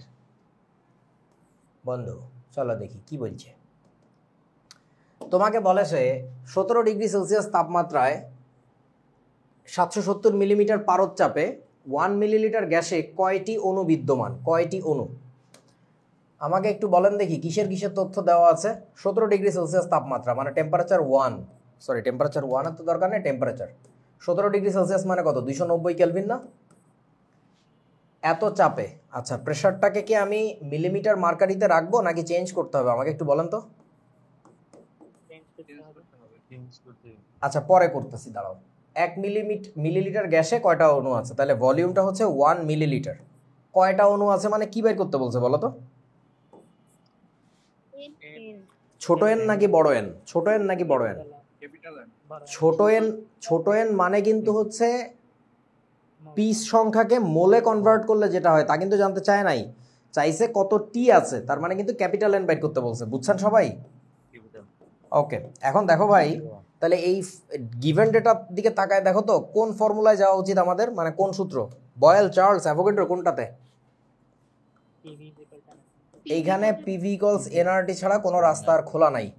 এখন তাহলে এইটা যেহেতু একটা নন হোমোজেনাস ইকুয়েশন, এই ফর্মুলাটায় কাজ করতে গেলে পুরো সিস্টেম আমার হয় এসআইতে থাকা লাগবে, নাইলে লিটার অ্যাটমসফিয়ার অথবা সিজিএস, কোনটাতে গেলে ভালো হয় বলে মনে হচ্ছে এখন? আমার কাছেও তাই মনে হচ্ছে, লিটার অ্যাটমসফিয়ার। তাহলে পুরো জিনিসটাকে আমরা একটু এভাবে ডেটাগুলো কনভার্ট করে আসি। চলো প্রেশারটাকে আগে ধরি, প্রেশারটাকে আগে ধরলে বলেন কত লিখবো এখানে, 770 ডিভাইডেড বাই কত বলো তো, 760, তাহলে হয়ে গেল কিসে, অ্যাটমসফিয়ারে। আর বাকি সব তো ঠিক আছে, বাকি সব ঠিক নাই। এটাকে কত লেখা যাবে, 1 ইন্টু 1/n 10⁻³ কি বলেন? লিটার। আচ্ছা, তাহলে এবার মানগুলো বসাই দিই আমরা। প্রেশারের ভ্যালু বসাবো হচ্ছে, ক্যালকুলেটর হাতে নাও, 770 ডিভাইডেড বাই 760 ইন্টু ভলিউম বসাইতে হবে 10⁻³ ইকুয়াল টু মোল নাম্বারের জায়গায় আমি কি লিখতে পারি বড় হাতের n ডিভাইডেড বাই n এ। আপনারা কি এই সূত্রটা চিনেন? জি ভাই। আচ্ছা, আর এর ভ্যালু হচ্ছে 0.0821 লিখতেছি। কেন লিখছি বুঝছেন? লিটার অ্যাটমসফিয়ার পদ্ধতিতে কাজ করতেছি। টেম্পারেচার হচ্ছে 290। এইখানে বসাই দিলে আমরা একবারে বড় হাতের n এর মানটা পেয়ে যাব। কত আসে দেখো তো? 0.563 into 10⁻19 সাকিব, তোমার মাইকে প্রচুর শব্দ করে, একটু অফ রাখো। আবার বলো কত?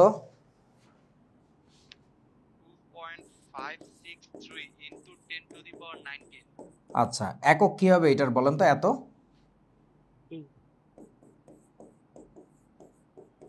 টি অণু। এতটি অণু, এটা হচ্ছে আনসার। আচ্ছা, এখন এইখানে আর একটা কাজ করা যেত, সেটা হচ্ছে দেখো একটু শিখে নাও, বিকল্প পদ্ধতি। বিকল্প পদ্ধতিটায় আমরা কি করতে পারতাম? আমরা লিখতে পারতাম পিভি ইকুয়াল টু এনআরটি লিখলাম, লেখার পরে এইখান থেকে আমরা ছোট হাতের এন এর মানটা বাইর করতাম। ছোট হাতের এন মানে কি আসতো? কিছু একটা মোল আসতো না? এত মোল। এখন মনে পড়ে আপনাদেরকে বলছিলাম যে মোলের সাথে কিছু লেখা না থাকলে ওটা সবসময় কি মিন করে বলো তো? অণু। তার মানে তুমি কিন্তু অণুর মোল সংখ্যা পেয়ে গেছো। তারপরে কি করতে বলো তো? 1 মোল মানে কয়টা? 6.02 10⁻23t। তাহলে এত মোল মানে কয়টা? এর সাথে সিম্পলি অ্যাভোগাড্রো সংখ্যাটা গুণ করে দিলেও পাওয়া যেত। কেউ বোঝে না? জি ভাইয়া বুঝছি। আসলে বুঝছিস তো আমার কথা নাকি? ওকে, ঠিক আছে। সো এটা গেল। তারপরের অঙ্কে যাই, চলেন। কি বলেছে দেখো তো? আচ্ছা, তোমাকে বলেছে 27 ডিগ্রি সেলসিয়াস তাপমাত্রা, তার মানে টেম্পারেচার হচ্ছে 300 কেলভিন।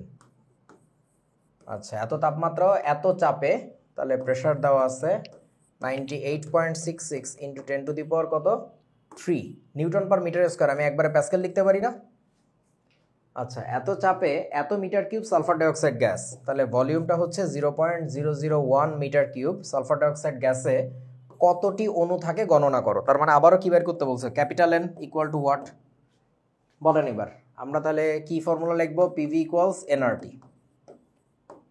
চলো ভ্যালু বসাই। প্রেসারের ভ্যালু কত বসাবো? কনভার্ট করবো নাকি ওইভাবে বসাই দিব বলেন? কনভার্ট করতেছি না, তাহলে 98.66 ইন্টু 10⁻³ 10⁻³ ইন্টু বলো ভলিউম কত লিখবো আমরা এখানে? 0.001। তার মানে তোমরা কিন্তু কিছু কনভার্ট করতে দিচ্ছ না আমাকে, আমি কিন্তু কিছু জানি না। মোল নাম্বারের জায়গায় আমি এবার মোল নাম্বারই রাখতেছি, দেখি কেমনে করে। ইন্টু কত লিখবো? 0.0821 নাকি কোনটা? 8.31 হ্যাঁ, ইন্টু হচ্ছে 300। তাড়াতাড়ি দেখো ছোট হাতের এন এর ভ্যালুটা কত আসে। আর এটা হইতেছে 2.37 into 10⁻22 এত? তাই কো? 0.0396 0.0396 0.0396 এত মোল। আচ্ছা, এত মোল কি অণু না? এত মোল অণু। তারপরে আমরা কি শিখছিলাম বলেন? 1 মোল মানে তো 6.022 10⁻23টি অণু। তাহলে এত মোল মানে কত? অতএব বড় হাতের এন ইকুয়াল টু আমরা এখানে কি করব? 0.0396 ইন্টু 6.022 ইন্টু 10⁻23 এত টি অণু। বাবারে, তোরা কি আমার কথা বুঝছিস কেউ? আচ্ছা, তাহলে এটা গেল, আনসার শেষ। ওকে, এখন তোমরা কি একটা জিনিস টের পাইছো? কি যন্ত্রণা! আগের অঙ্ক করলাম কোন পদ্ধতিতে আব্বু?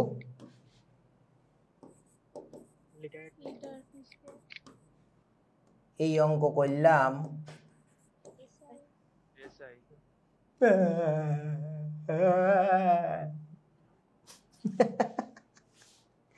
এক এক সময় এক এক পদ্ধতি, কখনো লিটার অ্যাটমসফিয়ার, কখনো এসআই। বলো তো বন্ধু, এবার আমি কোথা যাই বলো? আচ্ছা, এটার উত্তর হচ্ছে ওই যে উপরে লেখা আছে, জসমিন দেশে যদাচার। মানে বুঝো, মানে হইতেছে ধরো আমি ঈদের সময় বাড়ি গেছি, আমার বন্ধুদের সাথে দেখা। তোমাদের কি মনে হয় আমি এখন তোমাদের সাথে যেমন শুদ্ধ ভাষায় কথা বলিতেছি, ওদের সাথে তখন আমি ওই ভাষায় কথা বলি না? না ভাইয়া। ওরা আমার যে ল্যাঙ্গুয়েজ বোঝে, ওদের আমি ওই ল্যাঙ্গুয়েজে বলি, এরকম। সো ব্যাপারটা হচ্ছে জসমিন দেশে যদাচার, মানে যেখানে যাবা, যে দেশে যাবা, ওই দেশের নিয়ম অনুসরণ করবা। ইংরেজিতে বলে do as, when in Rome do as the Romans do. মানে রোমে গেলে রোমানরা যেভাবে করে তুমি সেভাবে করবা আর কি। তুমি সৌদি আরবে গেছো, তুমি তাহলে আলখেল্লা ভরি ঘুরে বেড়াবা, এরকম করি। টেকনোলজি হচ্ছে এটা, বাংলাদেশে আসছো লুঙ্গি ভরি ঘুরে বেড়াবা, এরকম করি। তো তোমাকে অঙ্কে গিভেন ডেটা কোন পদ্ধতিতে আছে, অধিকাংশ ডেটা কোন পদ্ধতিতে আছে, এটা ভালো করে খেয়াল করা লাগবে। না হলে তোমার যেটা হবে, বারবার ইউনিট কনভার্সনের মায়ের প্যাচে পড়ে তোমার অঙ্কের টাইম নষ্ট হবে, বেহুদা অঙ্ক ভুল হবে, এই কাজ করা যাবে না। সো অধিকাংশ ডেটা যদি লিটার অ্যাটমসফিয়ারে থাকে, ইউল স্টে ইন লিটার অ্যাটমসফিয়ার। যদি অধিকাংশ ডেটা এসআইতে থাকে, তাহলে তুমি এসআইতে কাজ করবা। বোঝাছো বন্ধুরা? জি ভাইয়া। ধন্যবাদ। ভাইয়া বুঝেছি। চলো ফরের অঙ্কে যাই, অনেক অঙ্ক করতে হবে। পিভি ইকুয়াল টু এনআরটি শিখছো মানে এবার অঙ্কের ভরে অঙ্ক, কোনো কথা হবে না। এ কয়দিন আনন্দ ছিলা। এত তাপমাত্রা, এত চাপে, এত গ্রাম একটি গ্যাস এত আয়তন দখল করে, গ্যাসটির আণবিক ভর কত? চলো তো করি আমরা।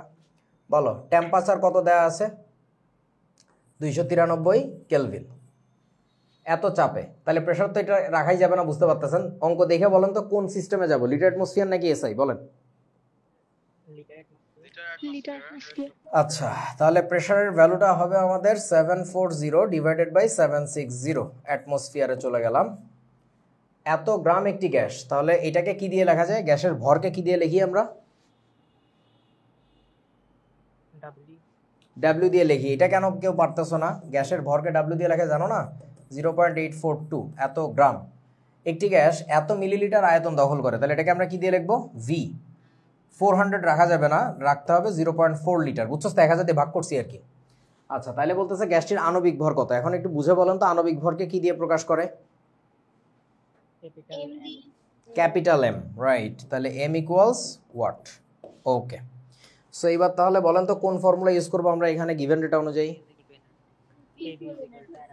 PV equals nRT. আচ্ছা, লিখলাম। লেখার পরের লাইনে কি করা লাগবে বলেন দেখি বন্ধু? W by MRT. আচ্ছা, সাবাস, মনে পড়ে ছোটবেলায় শেখার সূত্র এটা। আচ্ছা, প্রেশারের ভ্যালুটা তাহলে ক্যালকুলেটর হাতে নাও, নিজেরা একটু করো। 740 ডিভাইডেড বাই 760, ভলিউমটা কত হবে? 0.4 লিটার, ইকুয়াল টু ডাব্লিউ এর মানটা 0.842, এম এর মানটা বের করব, আর এর মান 0.0821, টেম্পারেচার 293। তাহলে এখানে একটু দেখো তো বড় হাতের এম এর মানটা কত আসে? 52। ওকে, কে বললো?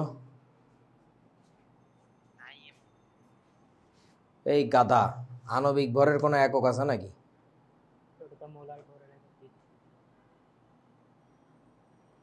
এটাই না আনসার নাকি? জি ভাইয়া। ওকে, এই অঙ্ক এভাবে করিলে পাইবা গোল্লা। এখানে একটি একক রয়েছে এবং এককটা হচ্ছে গ্রাম পার মোল। এইটা লেখার পরে তোমাকে যেটা করিতে হইবে, অতএব গ্যাসটির আণবিক ভর ইকুয়াল টু 52। এইটা হইতেছে অঙ্কের উত্তর। কেউ আমার কথা বোঝো নাই? সান্দুদ্দল, ও সান্দুদ্দল, কেন তোমাদেরকে এসএসসি 25 এন্ড গেমে আমি বলি নাই বড় হাতের এম মানে আসলে আণবিক ভর না, এটা মোলার ভর? বলি নাই? কি রে ভাই, সব অস্বীকার করতেছে। বলছেন কিন্তু আমরা তো এগুলো নর্মালি ভাতে দিয়ে খাই ফেলি।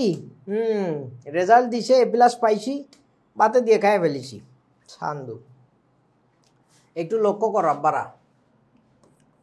PV equals W by MRT লিখলাম। তুমি সবগুলো রাশির একক বসাই দিয়ে দেখো তো এম এর এককটা কি আসে, বসাও।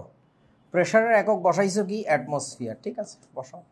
ভলিউমের এককটা বসাচ্ছ তাহলে লিটার, ইকুয়াল টু ডাব্লিউ এর এককটা হবে কি গ্রাম, এম এর কোনো এককই নাই, আর এর একক কি হবে লিটার অ্যাটমসফিয়ার পার মোল পার কেলভিন ইনটু আবারও কেলভিন। এবার বলেন তো বন্ধু কি হচ্ছে, কেলভিন পার কেলভিন গন, ঠিক আছে। এখান থেকে লিটারের সাথে এই লিটার গন, এই অ্যাটমসফিয়ারের সাথে এই অ্যাটমসফিয়ার গন। তাহলে এবার দেখেন তো এই এমটাকে আপনি যদি বামে তোলেন, এই যে বাম পাশে কিন্তু আর কিছু নাই, বাম পাশে তুলতেছি, তাহলে এম ইকুয়াল টু কী থাকে বলেন আমাকে, ওইখানে থাকলো গ্রাম, ওইখানে থাকলো কি, কথা কও বন্ধু, গ্রাম পার পার মোল। এই যে এম এর পরিচয়, এম এর পরিচয়টা তোমাদেরকে বলেছি অনেকবার, এম এর পরিচয় কি বলো বন্ধু, আণবিক ভর না কিন্তু, এটার ভর পরিচয় কি বলেন তো, মোলার ভর। আণবিক ভরের একক কি মনে আছে আপনাদের, আণবিক ভরের একক কি, আণবিক ভরের কোনো একক নাই, কারণ পারমাণবিক ভরেরও কোনো একক ছিল না, পারমাণবিক ভরের যোগফলগুলোই তো আণবিক ভর নাকি। তো পারমাণবিক ভরের একক না থাকলে আণবিক ভরের একক আসে কোত্থেকে, ওটার কোনো একক নাই তো, কিন্তু মোলার ভরের তো একক আছে, মোলার ভরের একক কি গ্রাম পার মোল। কারণ মোলার শব্দটার অর্থ কি, মোলার শব্দের অর্থই তো হচ্ছে প্রতি মোল এর। বলছিলাম এই কথাগুলো নাকি নতুন কথা বলেন, তাহলে প্রতি মোলের যে ভর সেটার তো একটা একক থাকবে, তো সেই এককটা হচ্ছে আমাদের জেনারেলি কি আসে গ্রাম পার মোল। সো ভালো করে বুঝে নাও। ইভেন তোমাদের আর একটা মজার কথা বলি তাইলে আমি এখন, তুমি যদি এই পুরো অঙ্কটা যদি এখন তুমি এসআই পদ্ধতিতে করতে তাহলে কি হইতো কত, এম এর একক কি আসতো জানো, বসাও, প্রেশার একক কি না, প্রেশার একক কি বসাবা, প্যাসকেল বসাবা, প্যাসকেল মানে কি নিউটন পার মিটার স্কোয়ার। ভলিউমের একক কি মিটার কিউব। ডাব্লিউ এর একক কি বলেন, বলে না, কেজি। এম এর একক এম, আর এর একক কি জুল। জুল মানে কি লেখা যায় বলেন তো, নিউটন মিটার লেখা যায় না, বুঝছো আমার কথা, নিউটন মিটার পার মোল পার কেলভিন। টেম্পারেচারের একক হচ্ছে আবারও কেলভিন। এবার দেখেন কাটাকাটি করে কেলভিন পার কেলভিন গন, এইখানে আলটিমেটলি কি থাকে, এইটুকু মানে কি নিউটন মিটার না, এই পুরোটার সাথে এই নিউটন মিটার গন। তাহলে বলেন এম এর একক কি আসে, এইবার আসবে হচ্ছে কেজি পার মোল। তোমরা কি বুঝাচ্ছ এবার, এম একটা আলাদা রাশি, এম আণবিক ভর না, এম এর মান মানে মোলার ভরের মান আর আণবিক ভরের মান সমান হয়ে যায় একটা বিশেষ ক্ষেত্রে। এই জন্য তুমি এতদিন অঙ্ক করছো এমকে আণবিক ভর ধরে, অঙ্ক মিলে গেছে, কোনো সমস্যা হয় নাই। বাট মোলার ভর আর আণবিক ভর দুইটা আলাদা কনসেপ্ট। মিলে কিসের জন্য, কারণ ওগুলার সংজ্ঞা দেয়া হয়েছিল এইভাবে, তাই শয়তানি করে সংজ্ঞা দিছিল। আচ্ছা আসতেছি পরে, বাট আগে এইটা কি তোমরা বুঝছো যে এখানে যে একক হবে, কেন একক হবে বুঝছো, এখানে হিসাব করে দেখা যাবে যে এম এর একটা একক আছে, সেই এককটা কি বলেন, পুরাটা যেহেতু লিটার অ্যাটমসফিয়ারে করছি তার মানে ডেফিনেটলি এটার একক আসবে কিসে, গ্রাম পার মোলে। পরে ওই গ্রাম পার মোলটা ফেলে দিলে যে রাশিটা যে মানটা থাকে ওইটাকে আমরা বলি গ্যাসের আণবিক ভর। কেউ বোঝা না? আচ্ছা তোরা আমাকে একটা কথা আবার বল, কি মানে মানটা হবে এককটা বাদ দিয়ে দিয়ে। হ্যাঁ হ্যাঁ হ্যাঁ হ্যাঁ হ্যাঁ, আমাকে একটা কথা বলেন তো, একটা বস্তুর বেগ, আপনারা ভেক্টর পড়ছেন এখনো, শুরু করছেন নাকি করেন নাই? আচ্ছা করলে ভালো, যারা করছেন তারা একটু আমাকে বলেন তো, একটা বস্তুর বেগ, সে হচ্ছে এক্স অক্ষ বরাবর 5 মিটার পার সেকেন্ড বেগে দৌড়াচ্ছে, তাহলে তার বেগের রাশিটা কি হয়, এভাবে লেখে না, 5 I cap metre per second, এভাবে লেখে তো নাকি? এখন বল দেখি ওই বস্তুটা দ্রুতি কত, আবার আই ক্যাপে গেছে, বলদ কোথাকার। বেগ মানে তো তার একটা ডিরেকশন আছে, দ্রুতি মানে কি তার কোনো ডিরেকশন আছে নাকি, এই বলদ ফিজিক্স পড়তে। ওর দ্রুতি হচ্ছে 5 মিটার পার সেকেন্ড, জাস্ট ওই ডিরেকশনটা ফালাই দিলে যেটা থাকে তারে বলে দ্রুতি। বেগ আর দ্রুতি তো একই, খালি ডিরেকশন আছে আর ডিরেকশন নাই। সো একইভাবে মোলার ভর আর আণবিক ভরের কাহিনী হচ্ছে ওই রকম, মোলার ভর মানে একক আছে, আণবিক ভর মানে একক নাই। কেউ বুঝা না রে? এই তোদেরকে ওরিয়েন্টেশনের দিন কত ভালো করে বুঝাইলাম, কেমিস্ট্রিকেও ভর্তি আসিস না, আগে কি পড়, ফিজিক্স পড়। তাও কইলাম যে ফিজিক্সেরও আগে ম্যাথ পড়, তা কিছু না পড়ে যে শর্ট কেমিস্ট্রি পড়ে আছি, আরিফ একটু ফেরা দিই, আয় সবাই আয় সবাই, মানে কি তামাশাটা লাগাইছস, কি কেমিস্ট্রি পড়তে আইছস, কিছুই বুঝবি না তো। আগে ফেরা ভাই ম্যাথ পড়ি, 2 মাস ছুটি নেই আমার কাছে, কোনো সমস্যা নেই। ম্যাথ ফিজিক্স না পড়ে এসে কেমিস্ট্রিতে ঢুকলে একদম মরণ, মানে শিওর মরণ। আচ্ছা চলেন এটা নিয়ে আরেকটু কথা, হ্যাঁ, খুব খুব কামাইছো, খুব কামের কাম করছো, দেখবা না আরো মরবা। আচ্ছা দাঁড়াও, তোমাদের আরেকটু অঙ্ক, আরেকটু কনসেপ্ট খোলাসা করে আসি। কোথায় আছে? এই যে মোলার ভর নিয়ে কথাবার্তা বলি, চলো। আমাকে একটু বলো তো, মোলার শব্দের অর্থ কি? মোলার শব্দটার অর্থটা কি? মোলার এক মোলের এটা কি বলছিলাম এসএসসি 25 এন্ড গেমের সময়? অফ 1 মোল মানে 1 মোল এর, এই কথাটা আর কি। এটার মানে দাঁড়ায় হচ্ছে 1 মোল এর। এখন আমাকে একটু বলো তো, তুমি এই মোলার শব্দটা দিয়ে কি কি শুনছো জীবনে? বলো। মোলার ভর শুনছো না? আচ্ছা আমাকে একটু বলো, দাঁড়া মোলার ভর মানে কি? তাহলে কি দাঁড়ায়? আয়তন। 1 মোলের ভর। আচ্ছা তারপরে বলেন, হ্যাঁ, কোনো পদার্থের 1 মোল নিলে তার যে ভর হবে সেটা। আচ্ছা আমাকে এবার বলেন, আপনি মোলার আরো কি শুনছেন? আয়তন শুনছেন। তার মানে কি কোনো পদার্থের 1 মোল নিলে তার যে কি হবে বলেন তো? আয়তন হবে, সেইটাকে বলে মোলার আয়তন, 1 মোলের আয়তন। আচ্ছা তারপরে আর কি শুনছেন আপনারা? মোলার আর কি শুনছেন বলেন? আর কিছু শোনো নাই? কেন, মোলার দ্রবণ শোনো নাই? হ্যাঁ, এর মানে কি বলেন তো? 1 মোল,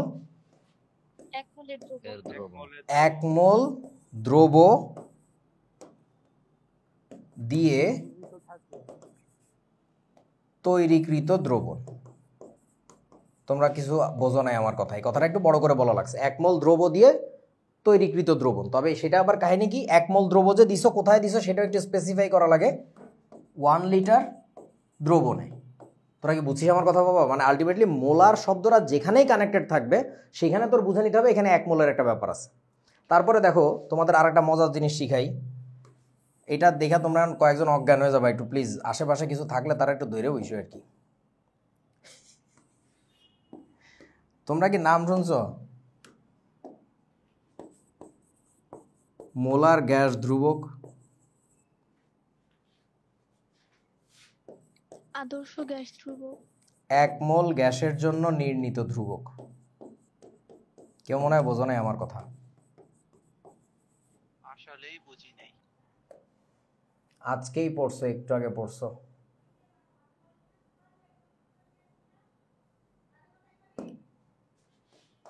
দেখেন আর এর পরিচয় কি শুনছিলা? আদর্শ গ্যাস ধ্রুবক বা সার্বজনীন গ্যাস ধ্রুবক না? এই আর এর আর একটা নাম কি জানো? কি হলো? এর আর একটা নাম হচ্ছে মোলার গ্যাস ধ্রুবক। এইটাকে কেন মোলার গ্যাস ধ্রুবক বলে জানো? চাই দেখো, তুমি কত মোল গ্যাস নিয়ে,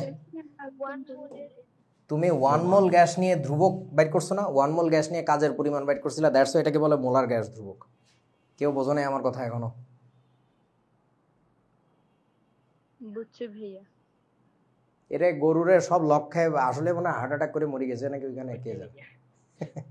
আমি তো প্রথমে কইলাম যে একটা শখ খাওয়া, ভালো মতো শখ খাওয়া। যে শখটা খাওয়ার কারণ হচ্ছে এটা মোলার একটা শব্দ, ইংরেজি শব্দ। মোলার মানেই হচ্ছে 1 মোল এর। যখনই আসে 1 মোলের তখনই যে পার মোল ব্যাপারটা চলে আসে, প্রতি মোলের, ঠিক আছে? সো মোলার মানেই হচ্ছে 1 মোল এর। ওকে, সো এবার দেখেন কোথায় যেন ছিলাম আমরা, মোলার ব্যাপারটা বোঝার চেষ্টা করতেছিলাম। আচ্ছা, সো মোলার ভর শুনবো মানে 1 মোলের ভর, মোলার আয়তন বুঝবো মানে 1 মোলের আয়তন, মোলার দ্রবণ শুনবো যখন তখন বুঝবো 1 মোল দ্রব দিয়ে বানাইছে এমন একটা দ্রবণ, 1 লিটার দ্রবণ হবে। মোলার গ্যাস ধ্রুবক মানে 1 মোল গ্যাসের জন্য যে নির্ণীত ধ্রুবক, এই আর কি। সো এবার তোমাদের এই স্লাইডটা লাগবে না। ওকে, সো এবার এই স্লাইডের উত্তরগুলো আমাকে একটু দাও তো। বলো অক্সিজেনের আণবিক ভর কত বলেন, জোরে বলো। 16। কি রে ভাই, তোদের 1 থেকে 30 পর্যন্ত মৌল 14 গোষ্ঠী কেন শিখাইছি? সব আবল তাবল বলবি বলে নাকি? অক্সিজেন আণবিক ভর কত? 32 কি গ্রাম না কেজি, কোনটা? ওই যে একজন বললো গ্রাম, 32 কি? কেন 32 গ্রাম না? মনে পড়ে আপনাদের নাকি? আচ্ছা এবার বলেন অক্সিজেনের গ্রাম আণবিক ভর কত বলেন? 32 গ্রাম। মনে আছে তো? গ্রামে প্রকাশিত আণবিক ভরকে বলে গ্রাম আণবিক ভর। ওকে, তারপরে বলো অক্সিজেনের মোলার আণবিক ভর কত? মোলার আণবিক ভর, মোলার ভর বলার মানেই হচ্ছে মোলার আণবিক ভর। কত হবে বলেন তো আমাকে একটু? 32 গ্রাম। এইখানে আসবে হচ্ছে পার মোল, আর কিচ্ছু না, দ্যাটস ইট। প্রতি মোল নিলে তার ভর আসবে 32 গ্রাম, এটা তোমরা ছোটবেলায় শুনছো। বলো এবার অক্সিজেনের মোলার ভর কত? 32 মোল। 32 গ্রাম পার মোল।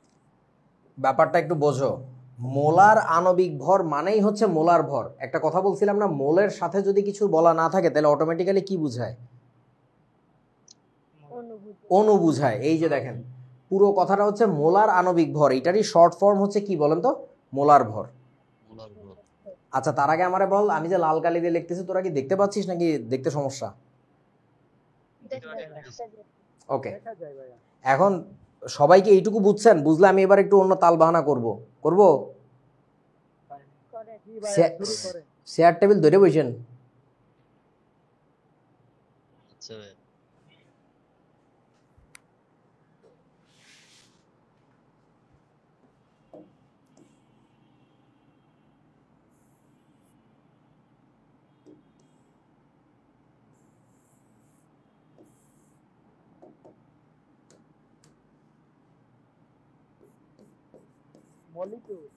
হ্যাঁ মলিকিউলার নাতি, এটা কি লেখা যায় কিনা বলেন?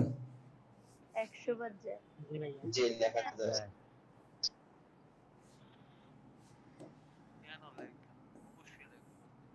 আচ্ছা দাঁড়া, কান্দিস না এরপরে।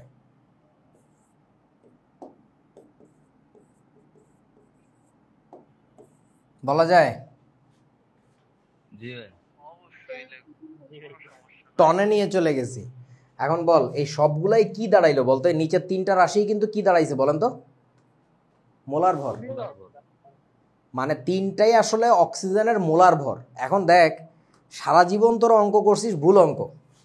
কি ভুল করছেন আপনি? যখন ওই যে n=w/m ফর্মুলা ইউজ করছো, n=w/m, ওইখানে m এর পরিচয়টা আসলে কি ছিল?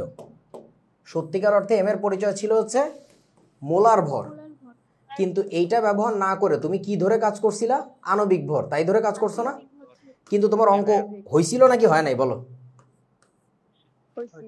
তার কারণটা হচ্ছে আমি একটু আগেও বলছি, আণবিক ভরের মান আর মোলার ভরের মান কি?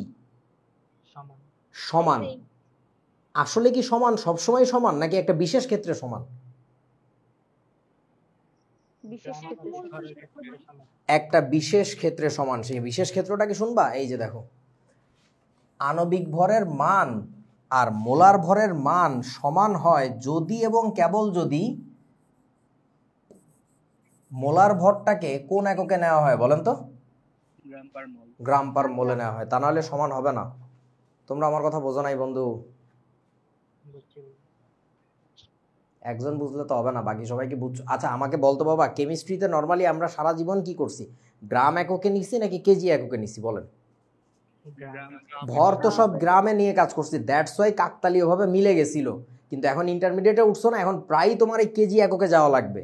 ওই সব মান কিন্তু ওই কেজি পার মোল এককে বের করার যে মোলার ভরের মান, ওইটাকে কিন্তু তুমি আণবিক ভর বলতে পারবা না।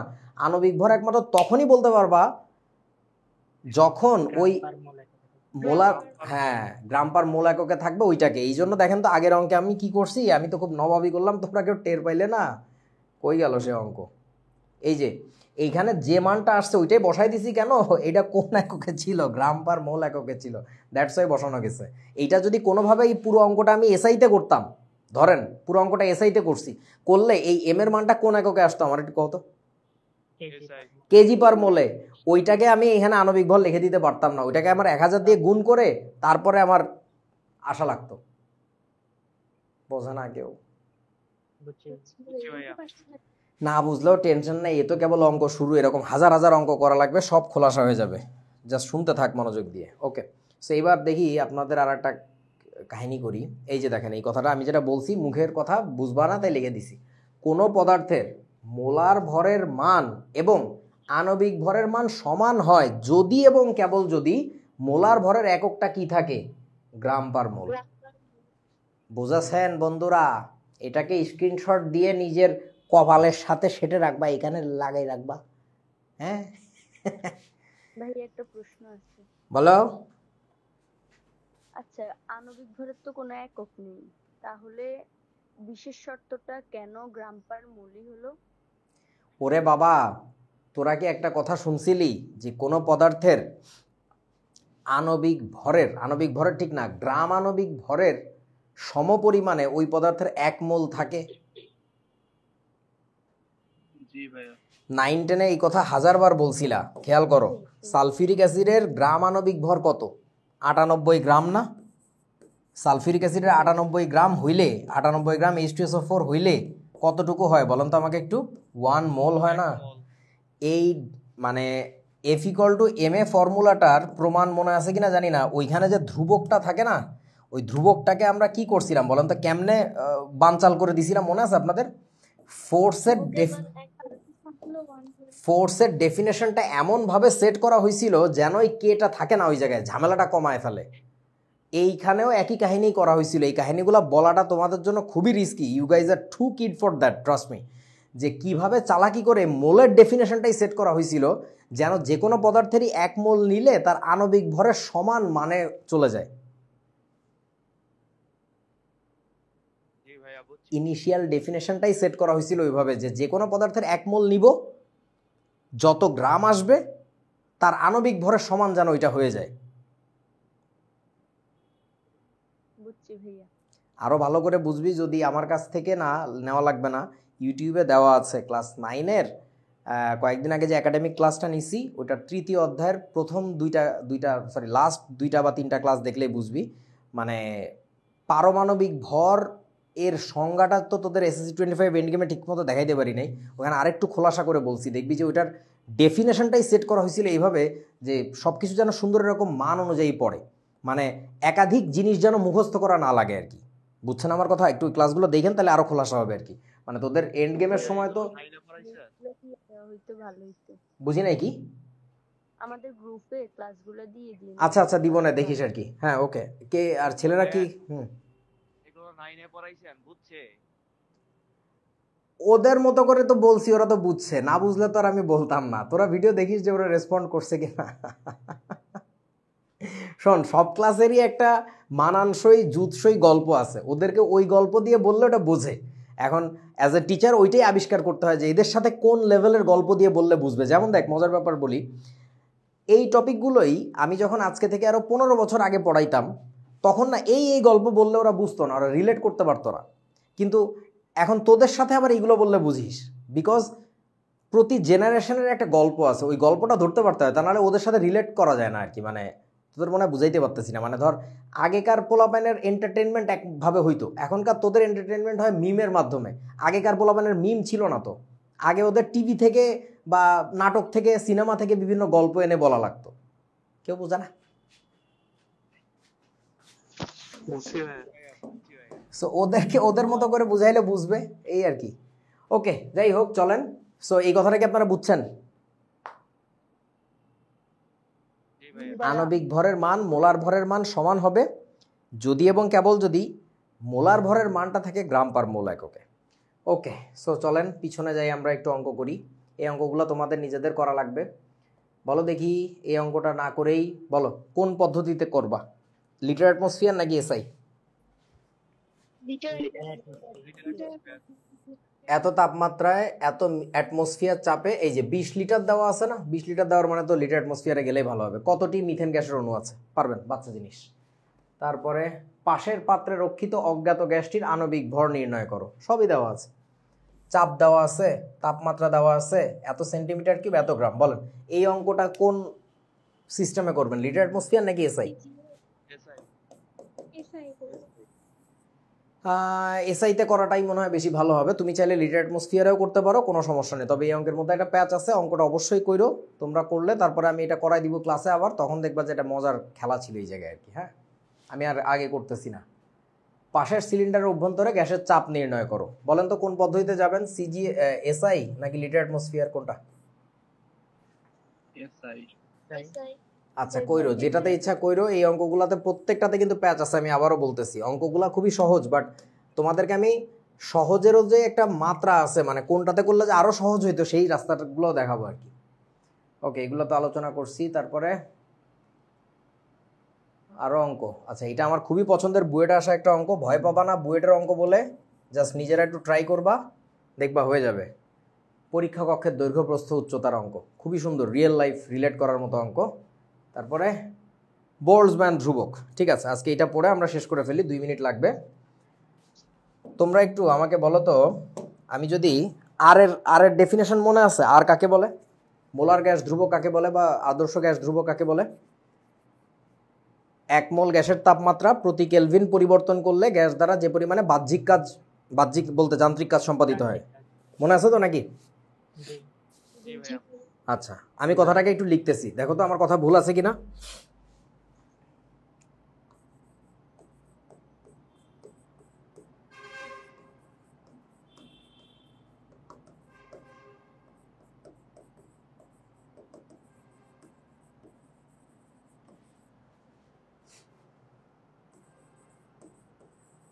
কেলভিনকে কে দিয়ে লিখলাম? হ্যাঁ,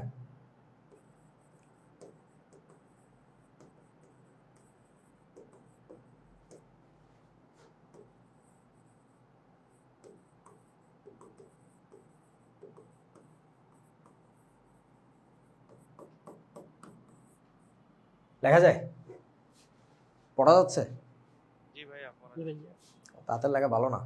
এনএটি গ্যাসের অণুর তাপমাত্রা, এনএটি গ্যাসের অণু মানে কি? 1 মোল না? 1 মোল গ্যাসের অণুর তাপমাত্রা প্রতি কেলভিন পরিবর্তন করলে তাদের দ্বারা কৃত কাজ, আমি ওই যান্ত্রিক কাজটা যা লিখলাম না, ওই গ্যাসের অণুগুলা যে পরিমাণে কাজ করে দেখায় তোকে, সেই কাজটাকে আমরা বলি কি? আর। বোঝা গেছে? এবার একটু এই সবাই বুঝছস তো বাবা, একা একা বুঝলে হবে না। আচ্ছা, এবার আমি একটু ঐকিক নিয়মের অঙ্ক করব, দেখেন তো। অতএব বলেন কি লিখবো? একটি গ্যাসের অণুর তাপমাত্রা প্রতি কেলভিন পরিবর্তন করলে তা দ্বারা কৃত কাজ, এটা কত আসবে বলো?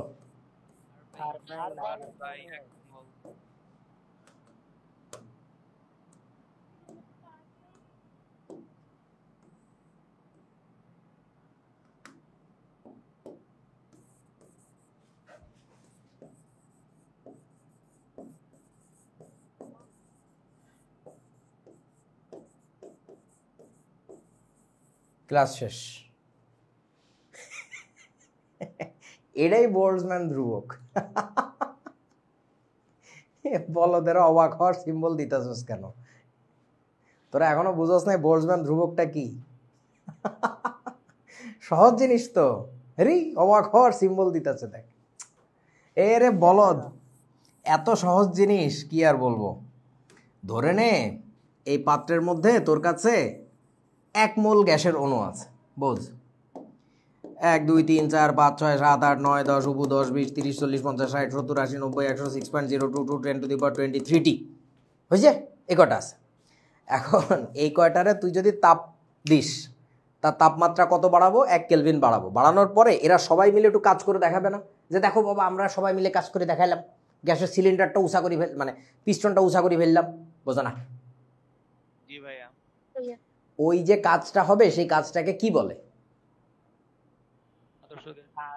আদর্শ গ্যাস ধ্রুবক বা মোলার গ্যাস ধ্রুবক বা সার্বজনীন গ্যাস ধ্রুবক, তুমি যা মন চায় বলো, সেটা আলটিমেটলি আর। তারা সবাই মিলে যে কাজটা করবে সেই কাজটার পরিমাণ হচ্ছে 8.314 জুল। কথা ঠিক? হয়ে গেছে তো। এইবার তুই করবি কি জানিস? তুই এই পুরা সিলিন্ডারটা নিবি, কিন্তু এর মধ্যে গ্যাসের অণু রাখবি হচ্ছিস 1 পিস। এই যে 1 পিস, ওই দেখাও যাইতেছে না তারে। এইটার তাপমাত্রা যদি 1 কেলভিন বাড়াও অথবা কমাও, যেমন চায় করো, এই বলদে একা একা একটু কাজ করবে না? একটু পিস্টনটা উঠাইছি, ওরে আল্লাহ কষ্ট হইছে, করবে কি না কাজ বল? ওই যে ওট্টুস খানিক করছে, ওই ওট্টুস খানিকরে বলা হচ্ছে বোল্টজম্যান কনস্ট্যান্ট। মানে প্রতি মোল গ্যাসের অণুর, হ্যাঁ কে কান্দে উঠলো বুঝি না। মানে ভাইয়া মানে একটা অণু মানে ভাগ নিছে। এক্স্যাক্টলি, একটা অণু যে ভাগটা নেয়, কাজের যে ভাগটা নেয়, ওইটাকে বলা হচ্ছে বোল্টজম্যান কনস্ট্যান্ট। সো তার মানে তুমি যখন মোলার গ্যাস ধ্রুবক বাইর করতেছো, ওইখানে আসলে 1 মোল গ্যাসের অণুকে দিয়ে কামলা কাটাইতেছো, এক কাম কর, দেখি তোদের সবাইকে দিয়ে যদি আমি কাজ করাই, হেস বোঝা না, বুঝছি ভাইয়া। ওই আর তোদের একজনকে দিয়ে যদি কাজ করে ওটার বলে ছোট হাতের কে, বোল্টজম্যান কনস্ট্যান্টকে ছোট হাতের কে দিয়ে প্রকাশ করে, এই that's it. So small K equal to কি হবে, এটা ইকুয়াল টু হবে কিচ্ছু না আর ডিভাইডেড বাই এন এ। তো বইতে যে বলদেরা লাগে, ওই বলদেরা খালি এই সমীকরণটা লিখে দিয়ে দেয়, কিছু বোঝায় না। ওটার মানে হইতেছে এইটা যে কি বলে, মানে পার পিস গ্যাসের অণু দিয়ে যে পরিমাণে কাজ করা যাবে। বুঝছেন আমার কথা বন্ধুরা? জি ভাইয়া। এই তো সহজ। সো এখন আপনাদেরকে আমি আর একটা মজার ব্যাপার বলতে পারি, সেটা হলো তোমরা সমীকরণ দেখছো না, পিভি ইকুয়াল টু এন আর টি।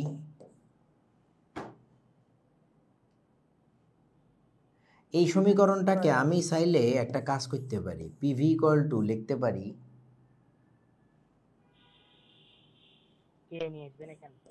কে টি।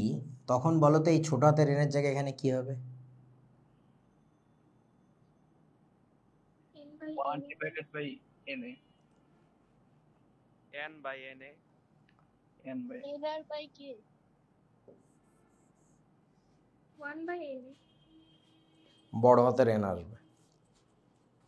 এটা প্রমাণ করবা, বাড়ির কাজ দিলাম। ঠিক আছে। এইটা মুখে কথা বলেও প্রমাণ করা যায়, ম্যাথমেটিক্যালিও প্রমাণ করা যায়। ম্যাথমেটিক্যালি প্রমাণ করবা, করার পরে দেখবা আধা ঘন্টা তপ দেখায় বসে আসো, নিজের উপরে ধিক্কার দিচ্ছ যে এই ব্যাপারটা তোমার মাথায় কেন আসে নাই। সিম্পল মুখে বলে বলে প্রমাণ করে ফেলা যায়। ঠিক আছে, বাড়ির কাজ দিলাম কিন্তু এটা HW। ওকে, সো ঠিক আছে, আজকের ক্লাস আমাদের এই পর্যন্তই থাকুক। তোমাদের আগামী ক্লাস হবে হচ্ছে কবে বন্ধু? 22 তারিখে। টাটা। ওকে, ওকে ভাইয়া, আল্লাহ ও ভাইয়া আপনি হচ্ছে ভাইয়া, ইংলিশ একটা ভার্সনের প্রশ্ন এই আমার তাৎপর্যটা বুঝান নাই, এটা বলে দিতে বলছিলেন। কি বুঝাই নাই? ইংলিশ ভার্সনের একটা মিস গেছিল স্লাইড, ওটা আপনি বলে ও দিতে পারেন। ওটা আমাকে মুখে বললে এখনই ভুলে যাব, আমাকে স্ক্রিনশট পাঠা যায়। আরে তাৎপর্য ওদেরকে দেখানো হয় নাই, এই কারণে ওদের ক্লাস আজকে তাৎপর্যের স্লাইডে হ্যাঁ। যাওয়া যাবে, কি দেওয়া যাবে? ওই স্লাইডের মধ্যে যাওয়া যাবে, যে স্লাইডটা তাৎপর্যের স্লাইডটা বললে, কাদেরকে দেওয়া যাবে? মানে ওই স্লাইডে এখন একটু জান না আমি ও এখন যাবো, আচ্ছা আচ্ছা, হ্যাঁ হ্যাঁ, শিওর শিওর, এখন তো যাওয়াই যাবে, ক্লাস তো শেষ হয় নাই। তাৎপর্য কোথায়? তাৎপর্য, তাৎপর্য, ওই তাৎপর্য কোথায়? এই যে, হ্যাঁ বলো। জি ভাইয়া, এখানে আমরা তাপ দেওয়ার পরে যে সরণটা হয়েছিল কৃতকাজ এক্স পরিমাণ, মানে একটু বাড়ছে অথবা কমছে, তার মানে বাড়ছে মানে এখানে বল প্রয়োগ করা হয়েছে। এখানে যে সিস্টেম পরিবেশের উপর বল প্রয়োগ করছে, পরিবেশ কি বিপরীত ক্রমে সিস্টেমের উপর কোনো বল প্রয়োগ করবে না?